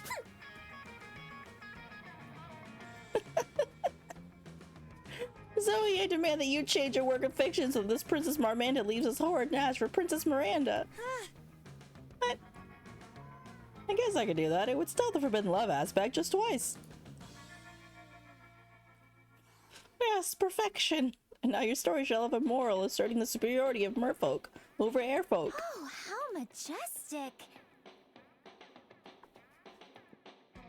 Oh man, do you have something to show Miranda? Wait, is that sexy or just creepy? That may have just been creepy. That is creepy. Oh god. But luckily, Miranda can't read the narration, so the game still gives you points with her, as well as +2 charm and +1 fun. Well, I didn't mean to get Miranda, but it's okay. All right. Zoe. You woke up to see Damien closely inspecting Zoe's body. Why? Not like that, you pervert. Yo! What that mouth do? That does sound bad. Oh, that one is for eating whole live birds. And that one? Crushing up the tiny little bird bones that the other mouth spits out. What about this mouth over here? That's for screaming obscenities undetectable to human ears. What medium of art is your favorite, Neo? What medium of art?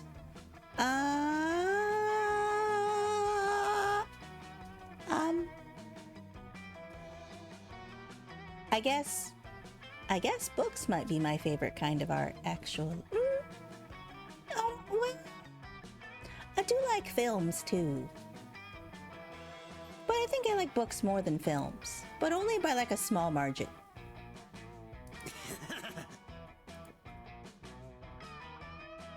Oh, I don't think I've ever noticed that mouth before.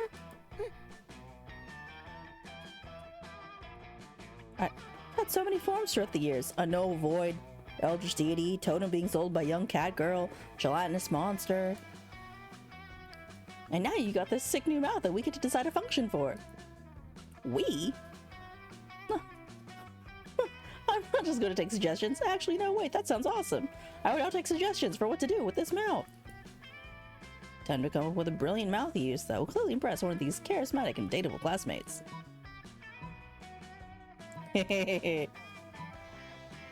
What about a scream puke mouth? For all those times on screaming, you're puking alone isn't just enough. Maybe one day this mouth could become the Neo-kissing mouth? Are we gonna flirt that hard? Do I want to say I want to this mouth could, what that mouth do? It be the Neo-kissing mouth? Is this a mistake? You know what? I'm gonna do it. I'm gonna be cringe because being cringe is free. Nailed it. Let's go. It worked. You read my Spooky High Seas Pirate AU? What is this? What is this? I want to read a Spooky High Seas Pirate AU. Zoe, I love this girl. Because that's almost the exact line that Mer Scott uses on Sea Snake Tentacle Kraken Vera. I love it. What? Mer Scott Kraken Vera. Sure, totally. Why not? I really like your fix where I beat someone to a pulp for the sake of sheer violence. None of that hurt ex comfort bullshit. Everyone's a critic, huh, Damien? Anyway, Neo, tell me more about all of your favorite lines and plot twists from my fanfiction. And list your 10 favorite positive adjectives for describing my writing style and grasp on romance. Brilliant, witty, sparkling, thundering, raining, smart, compelling, orange, talented, and triangular, you instantly respond. It's a good answer. Ah, she took her regular mouth and kissed me on the cheek. It's not an entire mouth dedicated to kissing you, not yet at least, but it's a start. Bro, that's great for week 1. I think we're so going to prom with Zoe. All right. Let's fucking go. I love this girl. We picked class, right? Class. And that day you learn a ton of spells that are all as cool as they are seemingly useless. A spell to renew sticker stickiness. Hey, that's actually useful. What the hell? A spell to turn chocolate and vanilla ice cream into vanilla and chocolate ice cream. I mean, sometimes you may want to switch the sides of ice cream. I mean, that's like me. I switched my hair. It used to be brown on this side and pink on this side, but I switched it. A spell to gain +2 smarts. Oh, I used it. I got +2 smarts. Woohoo! Nice, that's useful. Why are Violet and Tate making out in class? Ugh. Take that somewhere else. My snakes will never be able to digest their food. They have to watch this disgusting display. Yeah, my fanfiction muse is running for the hills. How am I supposed to write romance when the two of you are making it look so unappealing? No surprise you're alone. Well, sounds like somebody is a little bit jealous of our amazing, perfect, wonderful relationship. We're not bothering anyone. You commented on my fanfiction, someone as romantic as every day with my bae. And then a bunch of heart eye emojis and stars and also the kimono emoji? Why did you comment the kimono emoji? You see, Zoe, this is why it's better to be a strong, independent nightmare creature. Terrifying women terrify women. You don't know what you're talking about. Neo, you're always trying to romance your classmates in various unlikely ways. It's a couple versus a pair of people who don't understand the joys of being in a couple. Go on and be the tiebreaker. Well, if Zoe and Vera don't want to be in relationships, it's going to be hard to get them in a relationship with you. Time to convince one of them. Zoe, when you're in a relationship, you can do silly couples costumes for Halloween, like peanut butter and jelly, or puberty and shame. That's true. Oh no, she didn't like that. That's some classic neo-nonsense fueled by traditional closed-minded beliefs. You don't have to be in a relationship to do a couple's costume. If Vera and I wanted to do costumes as puberty and shame, we totally could, and we're not dating. Although I bet some fans would totally want us to, so we can both be scary and I have tentacles and she has snakes. Okay, you're done. But what if I were in a relationship with Vera? You're not. But people wanted me to be in a relationship with Liam, because purple on purple would look beautiful. Or calculus, since we're both new students. We can't be in relationships. Think how disappointing that would be for anyone not on board that ship. Hashtag all ships are valid. I think that's just Zoe's way of saying that she's aromantic.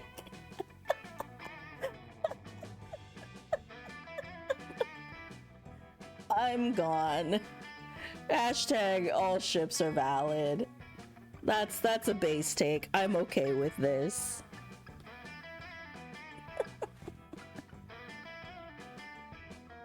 You're so sad. Well, I think being in a relationship is magical, and we've never disappointed anyone. Because you don't have any fans. Ooh, sick burn. But also Zoe isn't a fan of relationships at all now, which does not bode well for you. Congrats on losing negative... Oh, -2 charm and -1 creativity. Oh no. Oh no. Oh no. This is not going so hot. All right. I think I need to be very creative to get Zoe. I mean, to be fair, that's like 70% of every ace person's life. TBH, yeah.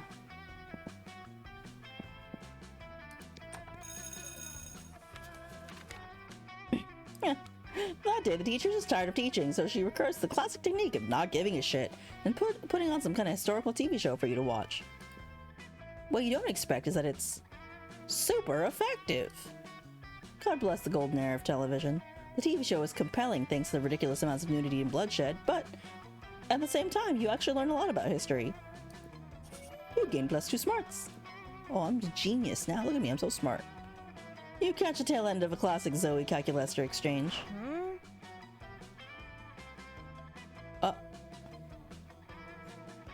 That student X teacher fic is super overdone. It makes me really uncomfortable because, like, the inherent imbalance of power. Like, could you imagine how problematic it would be if PGS hooked up with one of us? Yuck.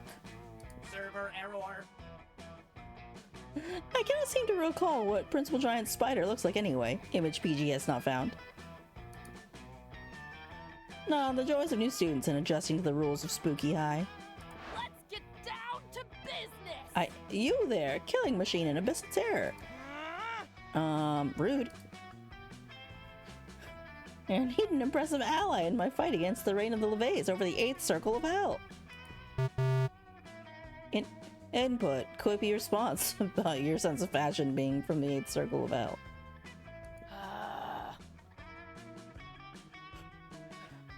I have no need for your robo criticisms.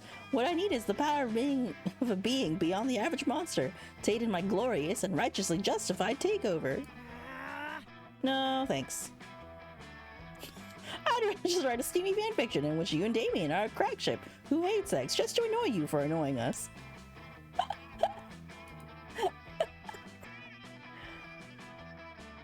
We need to act now while King and King LeVay are distracted by throwing an admittedly adorable themed brunch. I'm not leaving without one of you with me. Holy shit, she really means it. Time to help out one of your classmates. Guess you better decide which one you don't like. School is full of tough choices.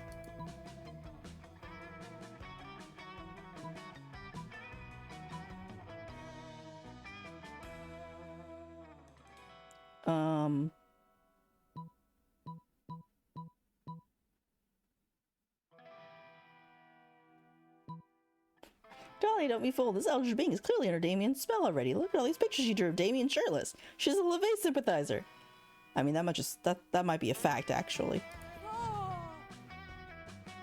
This is quite the extensive collection of Damien LeVay drawings. But wait, this appears to be a wounded Damien being nursed by Vera. Damien dying in Liam's arms. Oh, those are just illustrations for my tragic heart comfort fix. Mood. Yes, I too would be comforted by Damien being hurt. No, that's not what it means at all. Just the people enjoy the drama. Oh no, Zoe, no! Oh, I'm no longer an eldritch horror. I am an eldritch cutie pie. Mood. I too want to be an eldritch cutie pie.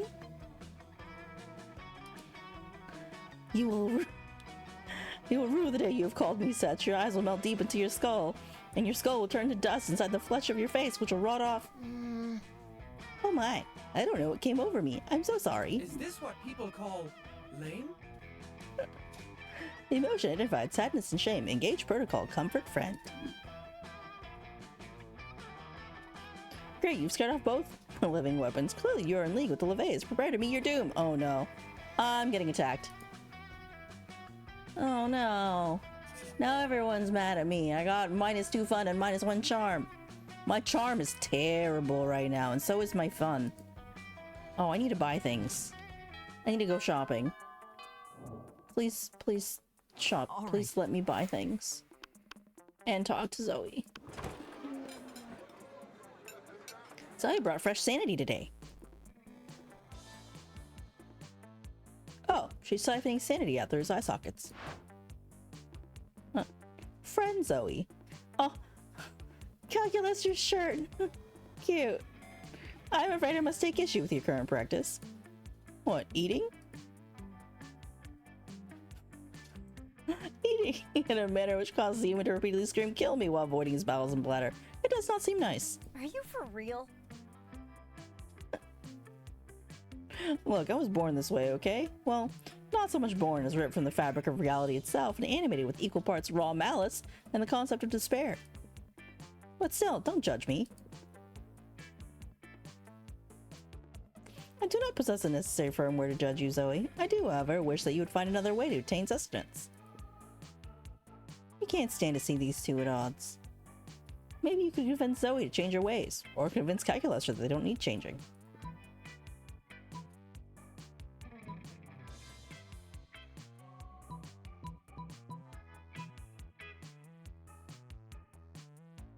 Vegan brownie? TBH, sanity isn't even the top 5. Isn't even one of the top 5 worst things Zoe could be devouring from this dude.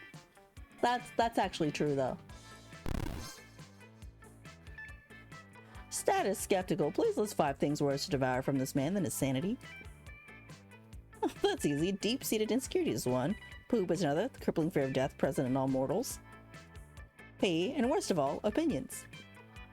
Are his opinions really that bad? Well, he's a prominent user on Reddit. Dr. Pepper is not a cola, root beer, or fruit flavored soft drink, but instead belongs to its own category called pepper sodas, named after the brand itself. It's similar to a cola or a root beer. How interesting that it's called pepper sodas. But that's cool. Are there any other pepper sodas? You gotta go, storyteller. Okay, later. Have a great rest of your day or evening. Bye for now.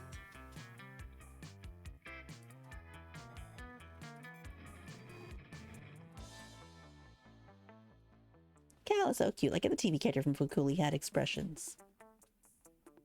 Yeah, right? I like Cal. Very cute, very cute. Understood. Analysis complete. Sanity is an acceptable food substitute compared to several things that are worse.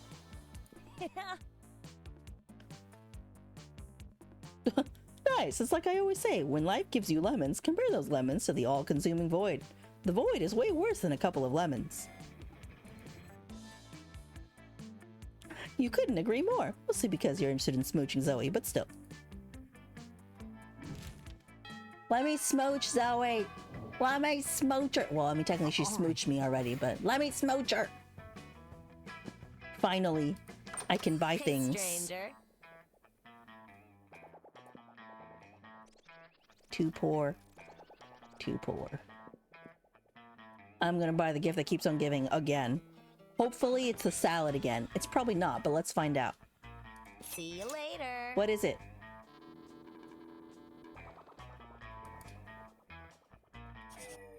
Oh, it's coal.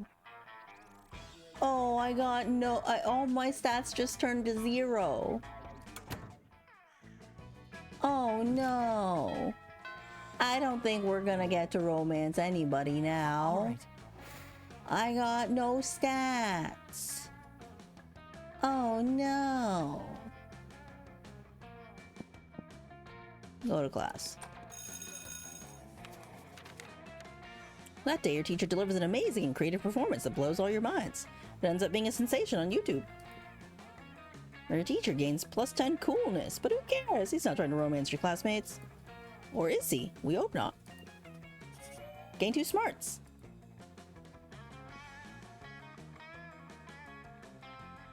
You're going to help Zoe with her math homework after, but you notice her surrounded by a crowd of sinister-cloaked figures. She seems pissed about it. Guys, stop it. I don't want any dead goats. I'm at school. We must commence the rituals. We understand you perfectly, Lord Zagord. This is a test. We must bring you even more dead goats to satisfy your dark hunger. What? No, that's the opposite of what I said. And I don't go by Zagord anymore. I'm Zoe, okay? Z-O-E. Can we do a rain check on that study session, Neo? I can't stand to be around these jerks. Zoe brushes past you on her way out. The cultists stare at you with unconcealed awe. Well, okay, it's concealed by their terrifying masks, but still. All hail Zagord. Zagord addressed you by name, and you did not go mad with pleasure. It addressed you almost as if you were an equal. It passed within inches of your frail mortal frame, and what's more, it mentioned rain. Rain? Oh, it did mention rain. Lamau. Could it be that it was referring to the fabled storm of cerebrospinal fluid, which will one day come to quench all sanity? Brothers, sisters, bow down before Neo, for they are clearly the prophet of Zagord. Please, O prophet, guide our worship. For we have noticed of late that our Lord appears dissatisfied with our sacrifices. The blood of many goats once pleased Gord, and yet now we do not understand what has changed. That's pretty obvious. Perhaps, given your special relationship with our incomprehensible master, you could suggest a new sort of sacrifice that would please it? Fuck it. You've got nothing better to do. You decide to be a prophet for the day. You tell them that what they should really be sacrificing...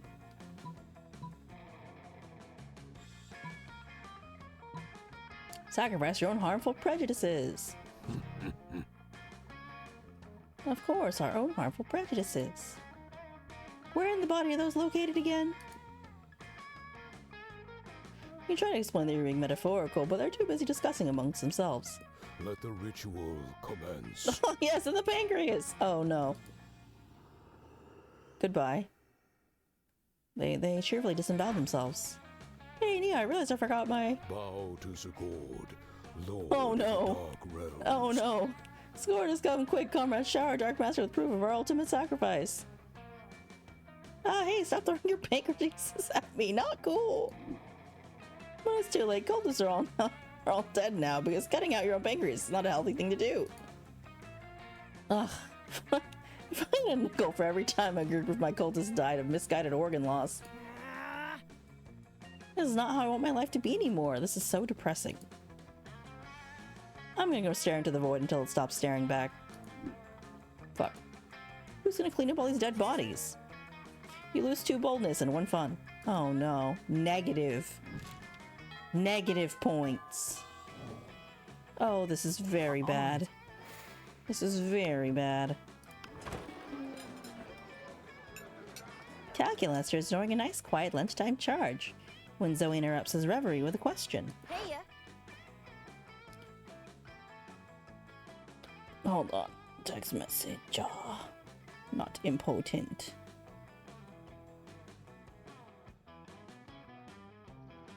Oh? Hey, Calculaster, I'm making a quiz so students can figure out which spooky eye vending machine they are. You're friends with the vending machines, right? I'm friends with every person, friend Zoe. But, like, are the vending machines people that you're friends with? That is a rather insulting question. Yes, vending machines are people, and yes, I am friends with them. Oh, so vending machines have feelings? Of course they have feelings. Which feelings? I do not know. I am a terrible friend. Oh man, don't be sad. We can figure this out together for my quiz. But how can we talk to the vending machines about their feelings?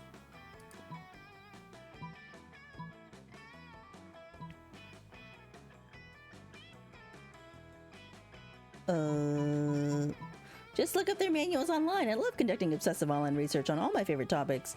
Don't you, Zoe? OMG! Did someone say obsessive online research? Yes, it was Neo. Let's do it. Calculator, pull up the manuals. Manuals acquired. Opening section 23D, discerning your vending machine's mood. It says here that there's an analog switch on the back of each vending machine that sets its emotional state. Let's go look. Huh. It looks like they're all set to crushing despair. Why are they set to crushing despair?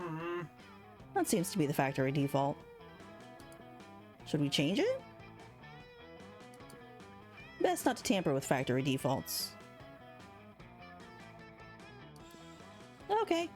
Hey, Neo. As long as we're doing exhaustive online research, want to go down an online encyclopedia TM hole with me?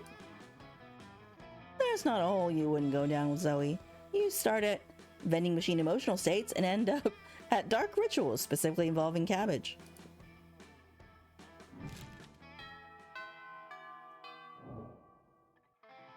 All right.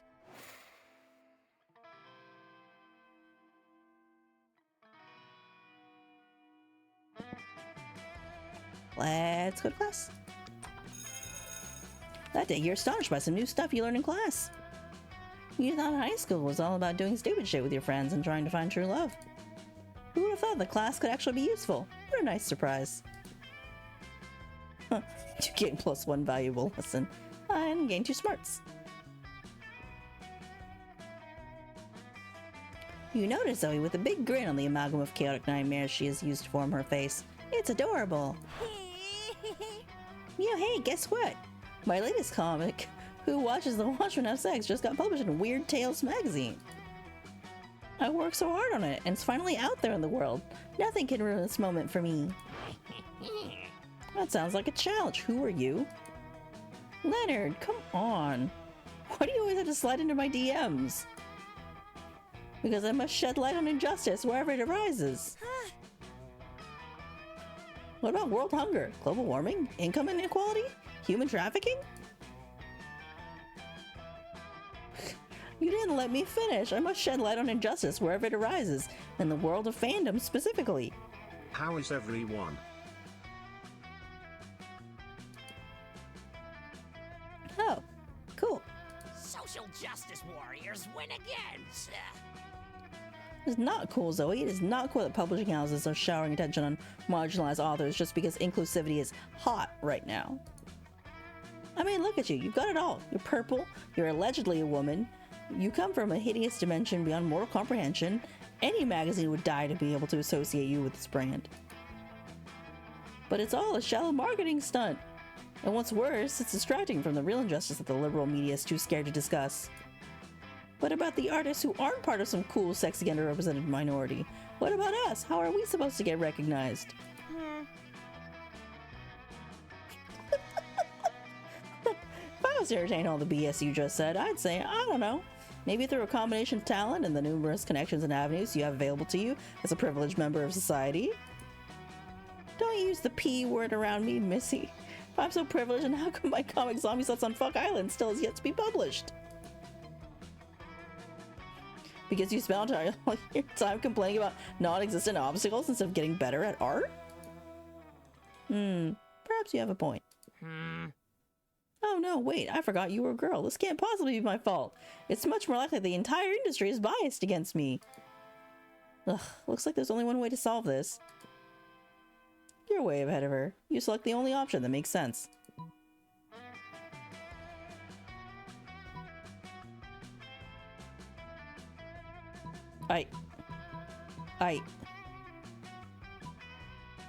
Use the Calcraft sorting hat to determine the direction value of the two comics. I guess?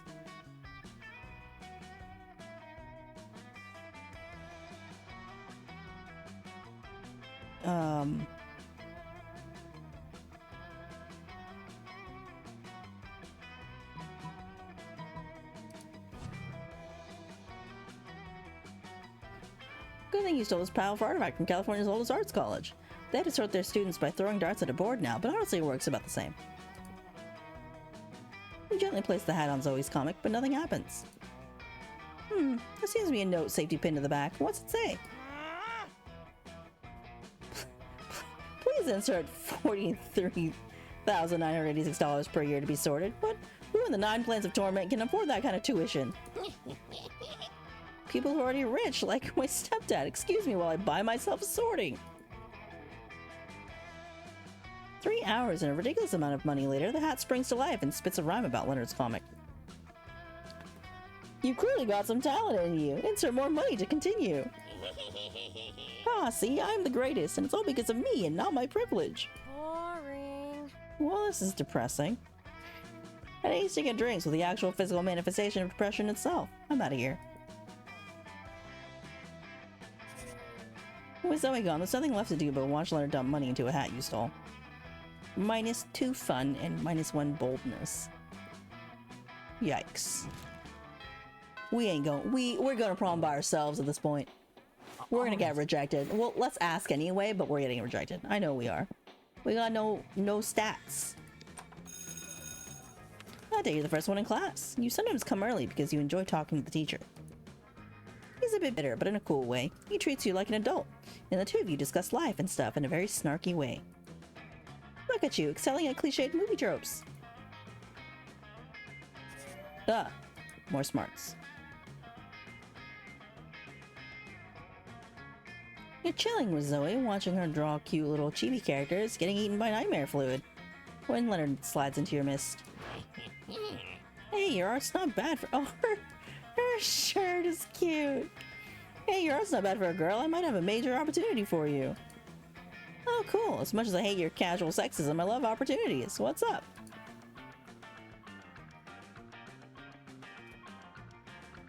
I'm looking for someone to do a custom drawing for my YouTube channel. It'll be me, but with sunglasses, and my muscles are huge, and you can tell from my facial hair that I'm right about everything. Yeah, I could probably do that. No guarantee that I won't drive your viewers insane, though. Huh. If they go insane, then they weren't true fans to begin with. Great. Let's talk a little more about what you want, and then we can negotiate a price for the commission. Excuse me? Price? Exposure to my 284 YouTube subscribers isn't good enough for you? What? No? Wow, typical. Here I am, trying to give you the opportunity of a lifetime, and you can't think of anything but money. Did you hear me when I said how many subscribers I have? And that's just right now. By the end of this weekend, it could easily be 285 or 286. And from there, it's just a few orders of magnitude until I hit 600. A A real savvy artist would understand the value of getting in good with me while I'm still on the rise. This could be huge for you. Anyway, TLDR, no cash right now. I'm investing all my capital in my craft in the hopes of maybe someday becoming a YouTube sensation. You're an artist. Do it for the love of the art. Or whatever dumb fucking reason artists have for doing art shit. As Leonard pours more and more garbage words out of his mouth, you can feel the air on Zoe turning into pink tentacles of wrath. Uh-oh. You can't broker a deal between these two. Who knows what will happen to reality? Maybe you can convince Leonard to pay with something other than money.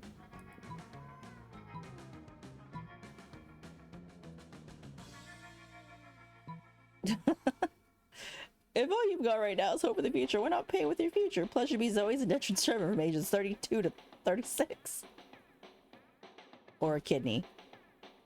Yeah, well, let's go with indentured servant. That's pretty funny, actually.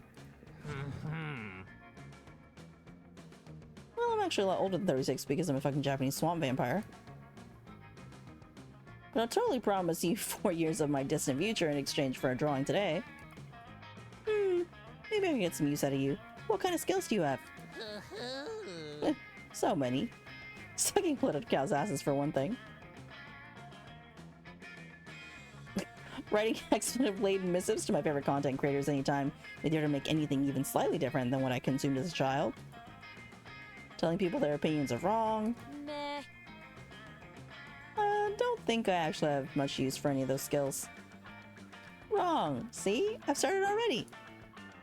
No, I don't want you to. Lol. You mad? Wrong. Man, you need me more than I thought. Ugh, that's it. Universe over.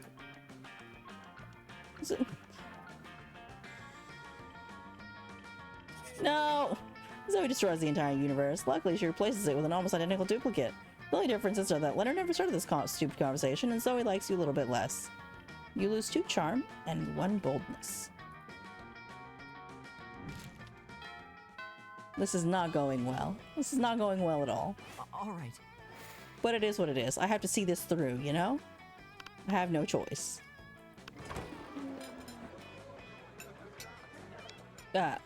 He finally bending over his burrito with intense concentration. He's obviously taking a food pic for Momentgram. He channels the silent energy of the moon. Zoe's right behind him, peeking over his shoulder and giggling. She channels the giggling energy of the moon. Oh, hey. Liam, this pic is all wrong. Tell the burrito to smile with its eyes and make its cheese look less melty. Not a filter.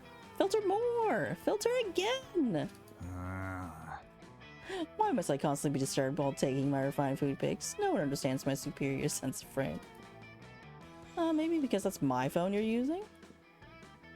A fair point, but my phone is charging. What am I supposed to do with this food in the cafeteria at lunchtime? Eat it? I think not. You purple dork. I'm just saying that if you wanted to reach true levels of Tex-Mex beauty, you should add the sticker of Jima to your food pic. Nothing says good taste like pasting the face of a K-pop superstar next to a high school burrito. Pure egg yolk. I'm dead. For a moment, all 3 of you just admire the Jima sticker. Liam shakes it off and it regains his composure. Let's agree to disagree, timeless horror. Or let's put Jima in your dumb food pic. Stop it. Quick, fix this burrito Momentgram K-pop emergency.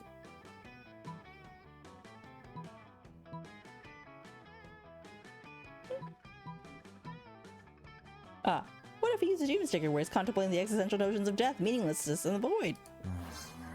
There you go. You ought to be a meaningless. I'll allow this nonsense. Yay, now snap that thing.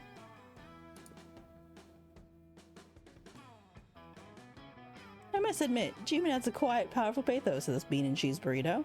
This appropriation of mainstream culture is quite satisfying. Zoe's pic goes mega super viral. And now the whole world is Jimaing their burritos.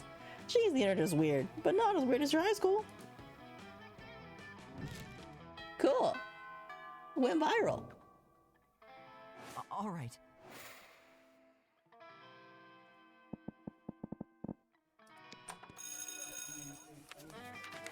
TV show?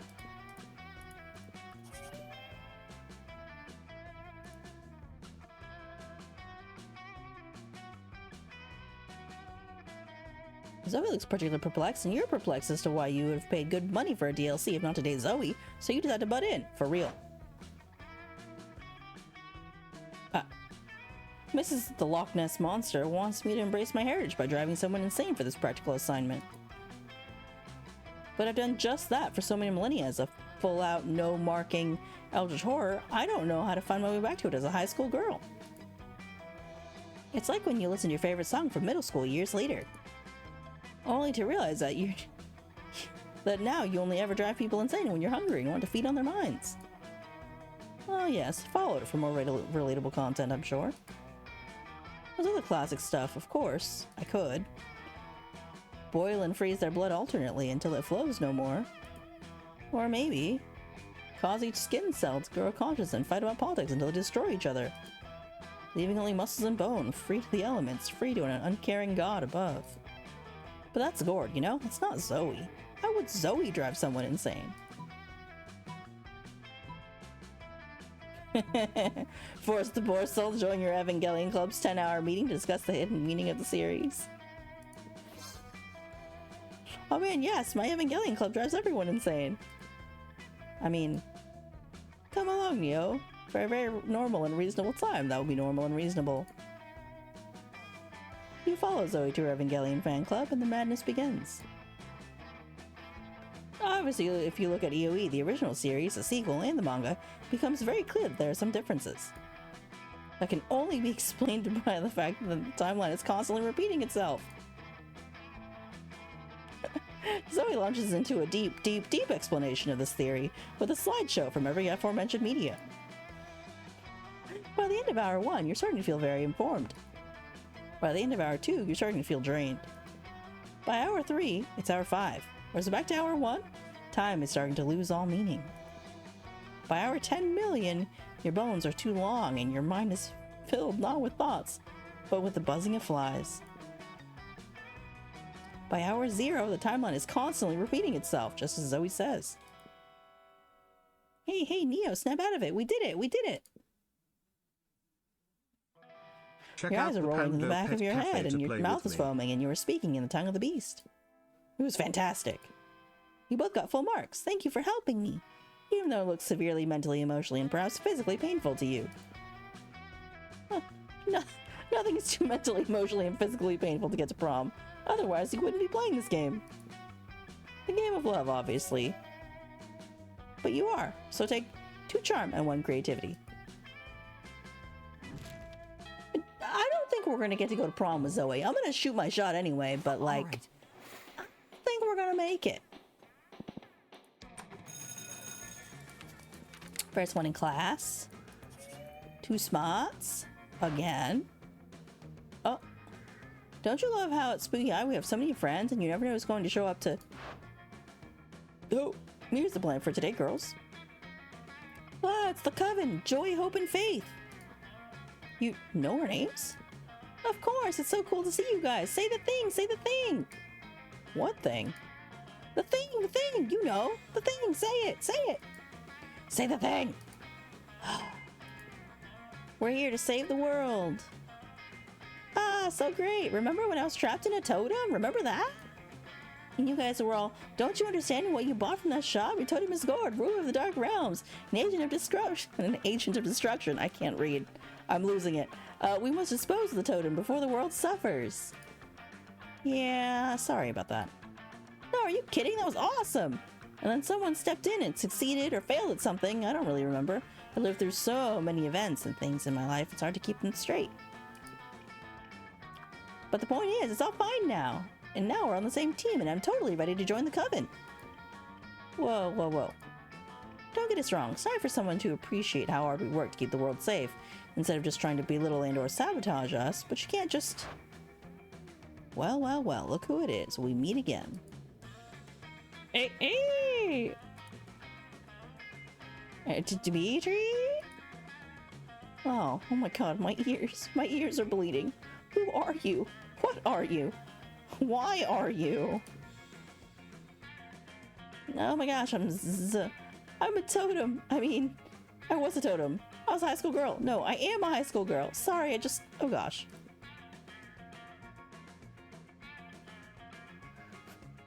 So listen, I know most people are all about that Dimitri life. They assume that the reason you often turn to the good side before bad again is because of your deep forbidden love for Joy. Never! Joy means nothing to me. I feel nothing for her. I feel nothing, ever, at all. A beautiful manly tear trickles down Dimitri's face as he stares into the distance. Right, yeah, totally, but I've always been rooting for Homitri, as in you getting together with Hope, not like a Homitri from my fanfic where you're forced to work in a brothel.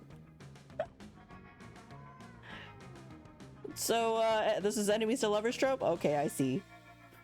I'm here for one reason, and one reason only, to take from the coven their cursed bloodstone. I take no pleasure from seeing their smiling faces, and I will take no sorrow in seeing their corpses. Ugh, fine. Okay, coven, how are we gonna defeat him? You're not in the coven, Zoe! But at that point, everything around Dimitri has caught fire somehow, and the deadly glow lights up his dark but very sexy smile. Time to find a way to get out of this, whilst getting Zoe into the coven.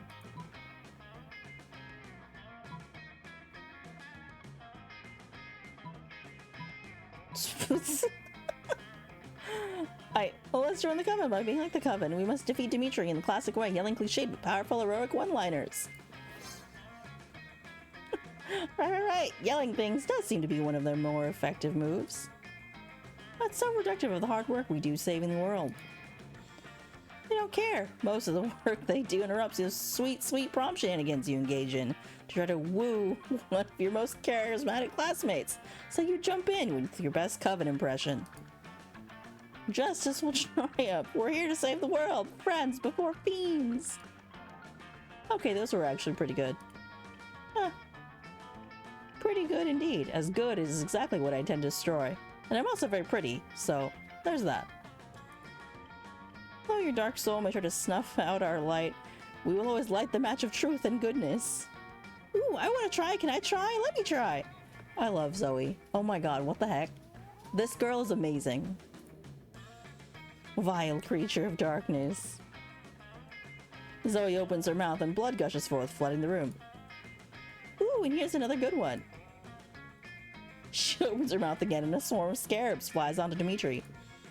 What? No, my precious corporeal form! I shall not be eaten! I shall not be eaten by bugs. Not today!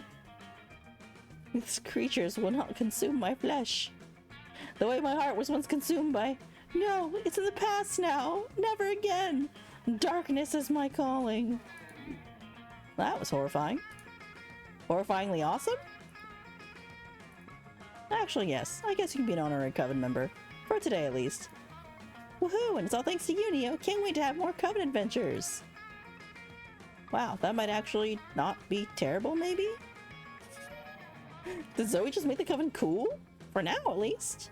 You know what else is cool? +2 charm and +1 fun. Excellent. Am I negative still? For real, scarabs, man. That's pure Neo Ono territory. Oh, what a crazy table. Look at all these people. Liam the Coven and Zoe? That's a weird combination of people at a lunch table. Suddenly, you hear a loud gasp from across the cafeteria. Every single one of Zoe's mouths is hanging open. Why? You pull up a chair right as Zoe rushes over. OMG! Is that what I think it is? Liam and the Coven sitting together? Do I smell a 5th season revival? Drop it. And by the way, there are only 3 seasons. Fall, winter, and eternal contemplation of void. Mood, that's true. What? This is totally the classic return to a long-lost ally to save the world once again. Or maybe there's still some fire between Liam and Joy? Do you know anything about boundaries? Not really. Always the same with you. Listen, we're no longer allies, but that doesn't mean we can't sit at the same table or anything. It is literally just a lunch table. Just a flat piece of wood with 4 legs. It means nothing. Quick, use your boundless compassion and wisdom to mediate this minor dispute between your friends.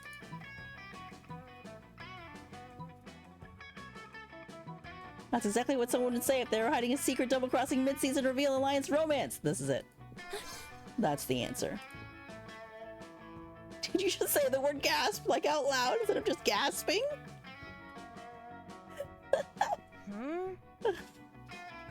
Sorry, I'm still getting used to non-endless despair deities emotion sounds like psh and especially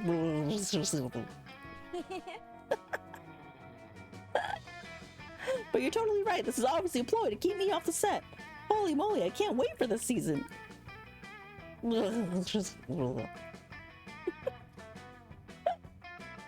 Zoe looks overjoyed. You better start practicing your own emotion sounds. Yay, pizzazz, and smooch. Ah, smooch.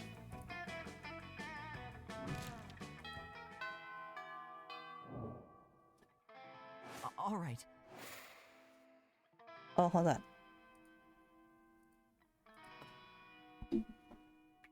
Nobody fed the cat today. I shall feed the cat. Fooch. It's delicious, it's Neo Sunday. Woter.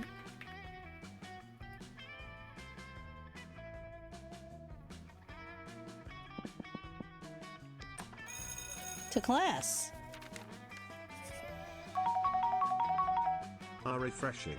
Thanks, it's Neo Sunday. You and Scott are locked in an epic Pokemon duel against Damien and Zoe. Sup? And Jared Gregory uses murder on your Gregory Phillips. It's super effective. Oh yeah? Well, Martha Phillips uses Gregory's life insurance policy. She's gonna gain so much money. Not if Felicia Stevens has anything to say about it. Oh no. Martha's weak against Auditor-type Pokemons.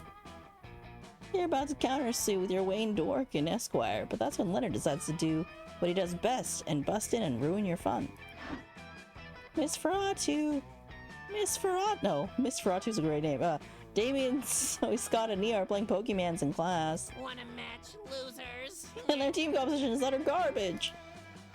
It's like, have they even ever heard of IVs? Intravenous feeding is the key to maximizing Pokemon efficiency. Let's not forget that Scott was actually trying to breed Gregory Phillips with Martha Williams. That's the worst stat pairing I've ever seen. And I've seen someone try to breed a Tyler Briggs with another Tyler Briggs. Hey, Greg and Martha got married because they love each other. And we're not trying to max out our stats. This is just a friendly game. Yeah, we're just having some fucking fun. What's so hard to understand about that? Whatever you're saying, you are wrong. Love? Friendship? Fun? That's not what video games are about. Video games are about domination. Isn't that right, Miss Ferratu? Miss Ferratu doesn't seem to know what to believe, but historically she tends to err on the side of unreasonable punishment. You need to convince her you weren't doing anything wrong. Brad Miss Ferratu with an authentic shiny Robert O'Reilly. Get triggered. Don't let those filthy casuals fool you, Miss Ferratu. Pokemon is an entirely digital game. There's no such thing as a shiny Robert O'Reilly.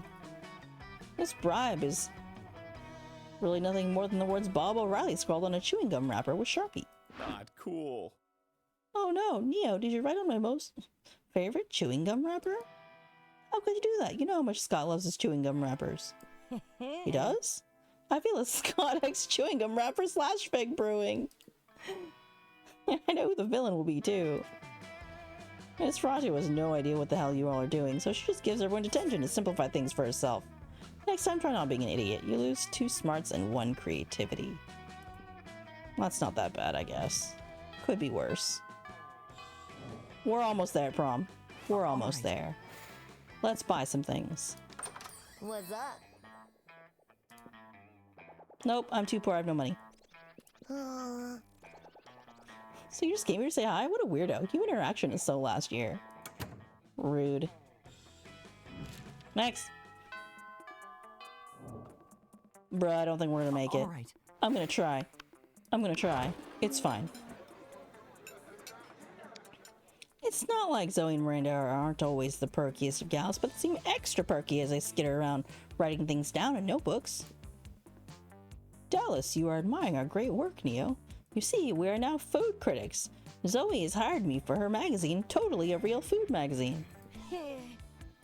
It's an honor to have you on board, Your Highness. Zoe holds up a bunch of papers stapled together with doodles and Eldritch crayon that seem to be Eldritch runes, with some sparkly scratch and sniff stickers stuck on top. If you're quiet and subservient, you may watch us in our quest to be the best food critics ever. I was a little hesitant about founding this very legitimate magazine, since I'm new to eating things other than minds and souls. And I usually have my eating serfs eat for me, but then Zoe and I realized we were the absolute best food critics, according to our test audience, which was comprised of Miranda's food serfs. Now watch us create culinary criticism magic. First up, macaroni and cheese. This food item contains both macaroni and cheese, and therefore deserves 5 stars for this accurate description. Next, couscous with vegetables. I've never tried it, and the pieces seem way too small to even register in my many mouths. I won't try it either, but the name sounds very, very fancy. So 5 stars. Here's his microwave. Oh yes, it's very shiny and very cubic shaped, which are both good qualities for a food. 5 stars. Here are some French fries. They don't seem to be particularly French, but they don't seem particularly un-French either. Oh dear, how will we ever determine their Frenchosity? Shh, easy, that's your specialty.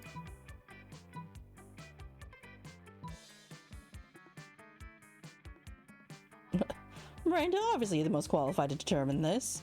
The only way to establish Frenchosity is to actually go to France. Just send an eating serf over there to check it out.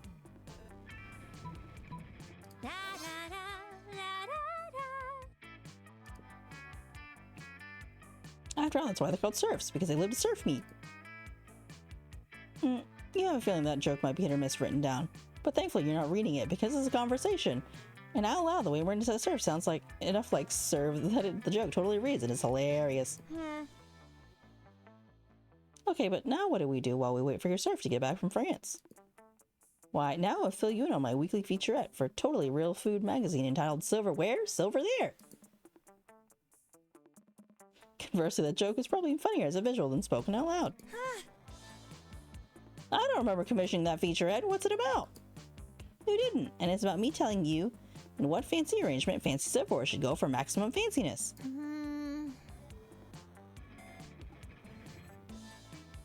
Now, if you're doing an inverted diamond solstice flower for an occasion like a semi-formal engagement or a black tie assassination, you want to make sure the sugar spoon is always the northeast corner. You learn so much about silverware and dictatorship, which you know are very romantic topics for Miranda. By the time the serf returns to say that French fries aren't from France, Miranda has him executed for interrupting. 5 stars.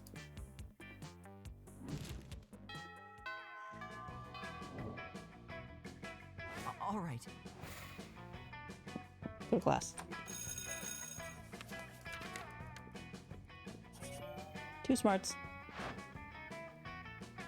Oh.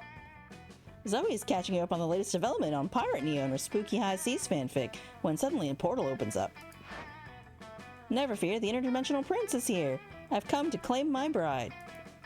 Or husband, or non-binary life partner using the terminology of their choosing. The interdimensional prince, I love when he pops up. He always adds so much wacky drama. I'd take him to prom immediately. He's cute. Hi T! Thanks for the lurk! Wait a moment. Weren't you previously Ultra Horror and subsequently trapped into Totem Deity Zgord? Yes, that was me. You devoured my grandfather molecule by molecule, turning every atom of his existence into a million scarab beetles before crushing them and snorting their powdered corpses. I'm sorry. I'm so sorry. That's totally not me anymore. No, it's magnificent. Now here you are in the body of a high school girl, but of legal age to consent, which is exactly my type. Come, my beautiful devourer of worlds, be my horrific bride. Oh no. Zoe is such a spooky high fan, she might agree to marry the prince just for fanfic purposes. Better stop this right now. Be careful, Zoe's been married 17 times before and eaten every one of her spouse's minds. You ate 17 spouses' minds? Well, yeah, but as I said, I was a really, really different monster then. Also, in my defense, they were all super, super, super, super delicious. Oh no! It sounds like a challenge I'm most certainly up for, being the first spouse of Zoe's not to have their mind devoured. If anyone can do it, it is I, the interdimensional prince. I swear to you, my tentacled little cupcake. Once we are wed, you will never hunger for my mind. Only for my body. And only for my body metaphorically, for sex reasons. Actually, I'm still full from the last 17 spouses. Maybe another time, though. Another time, I need my satiable little boysenberry. Another time, indeed.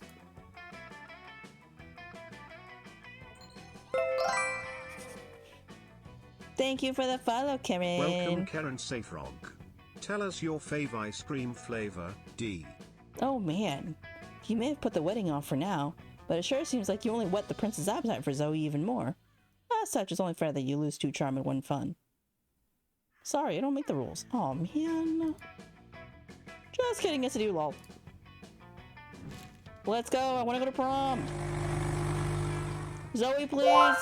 Please let me go with you to prom. Please go with me to prom. Zoe, please. All right. Say yes, please say yes.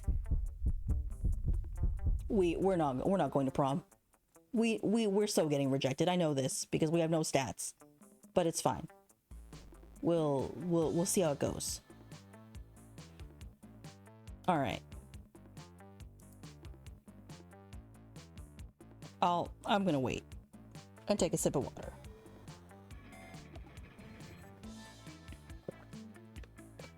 Welcome back from ads. Okay. I'm pretty sure we're not going to prom with Zoe, but it's fine. Let's see. You finally pluck up your courage and ask your beloved to go to the monster prom with you. Are you for real? Oh, that's very flattering. But I could never date you. You see, my favorite secret chip ever has been Neo X a bowl of cereal. Oh, me X a bowl of cereal? I ship that too. I'm okay with this. Don't get me wrong. You're funny and sort of sexy, but what kind of person would I be if I destroyed my favorite chip ever? A monster. But like the bad kind. Hard pass. So, hard pass. There will be no crossover episode with you and I. Aww. You couldn't get a date for Monster Prom. Actually, you couldn't get a date for the rest of your life. Some nights alone in your bed, your sadness was an STD, because at least then you wouldn't be getting so much of it. Can we add more flavors to the ice cream machine? Because polls would be funny. No, unfortunately, the ice cream machine is capped out at 5 flavors. And, no Zoe to prom. Maybe next time, when I don't get the coal. But that was that. That was the attempt for the Zoe route. It was okay. It was okay. All right. So that was Monster Prom. It's pretty fun. I generally like this game. I might play more of it, honestly. We'll see. Skip.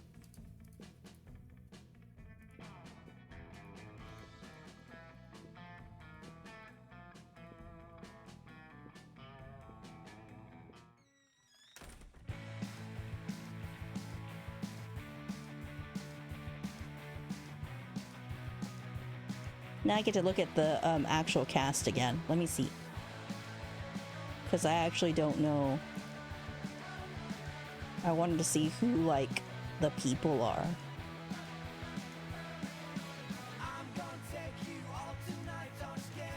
Because I think they have a pretty good VA cast. From what I skimmed at, like what I saw.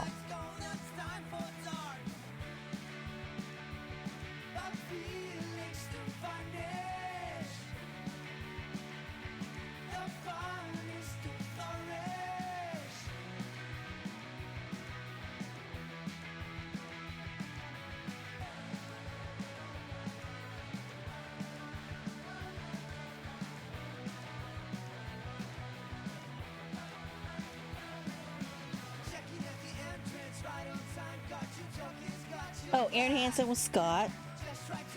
Okay.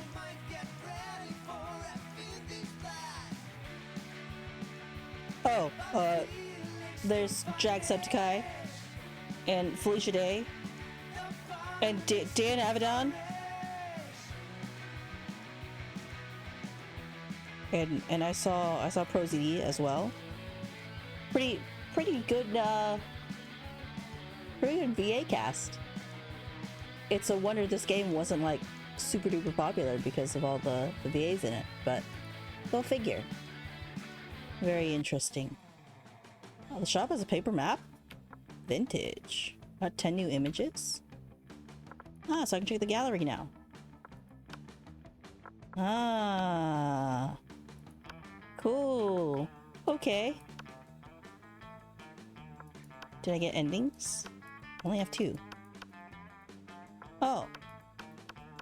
I didn't unlock the Liam ending? I just got this. Aw. Okay, interesting. Well, that is what it is. It's fine. So, pretty fun game, It, I may be done with the games for today. Kind of a short stream today.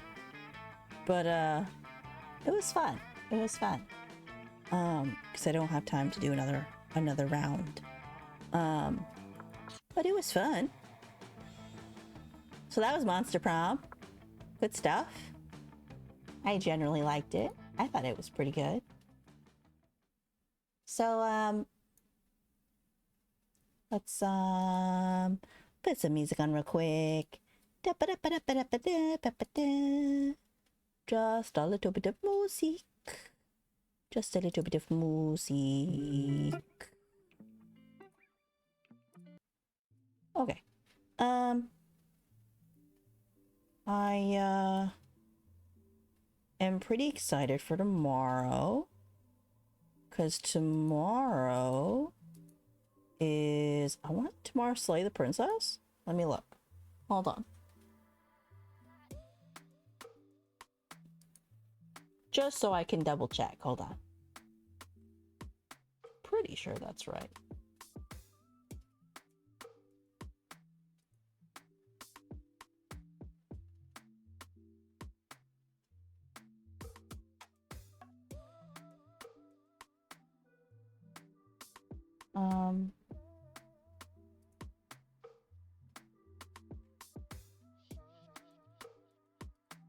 Oh yeah, I'm right. Tomorrow is Slay the Princess. That'll be fun. Hopefully we don't have to slay too many times. I mean, we have to for like the endings, you know, but it'll be fine. It'll be fine. I'm confident we'll you know, we'll get to do a lot of endings. Hopefully not too many spooky ones. We'll see. We'll see how it goes. But it'll be fun regardless. I'm pretty excited for it. Because I was looking forward to more, I call her the many-arm princess, but I think she's actually called the Long Quiet. But yeah, I like her. She's cool. I think that's all I have today, honestly. Today was fun. It was a good time. It was a good time. I did want to say that, I, pretty excited for this weekend, going on vacation. So you won't see me for a week, but that doesn't mean that, you know, we're gonna be,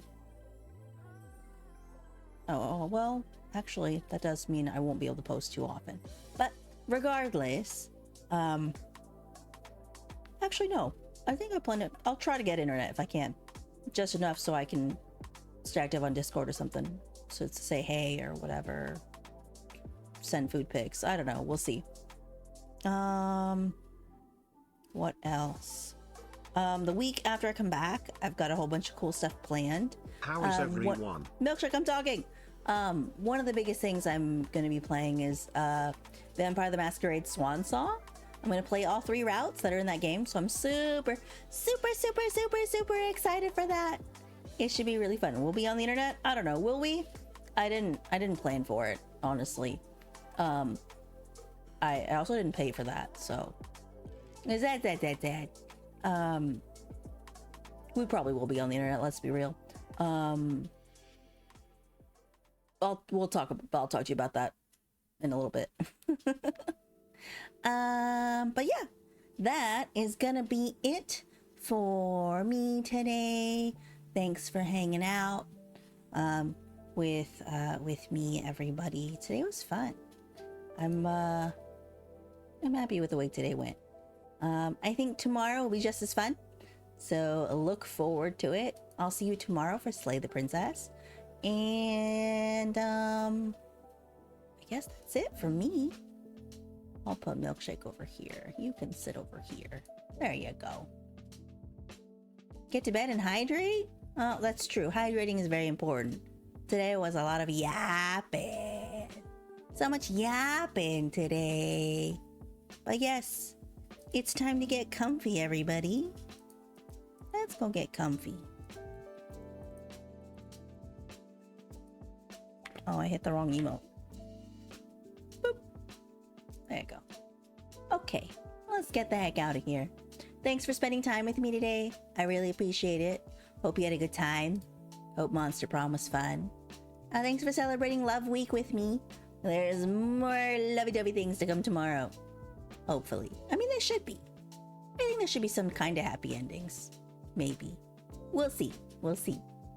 See you tomorrow. Goodbye. Goodbye.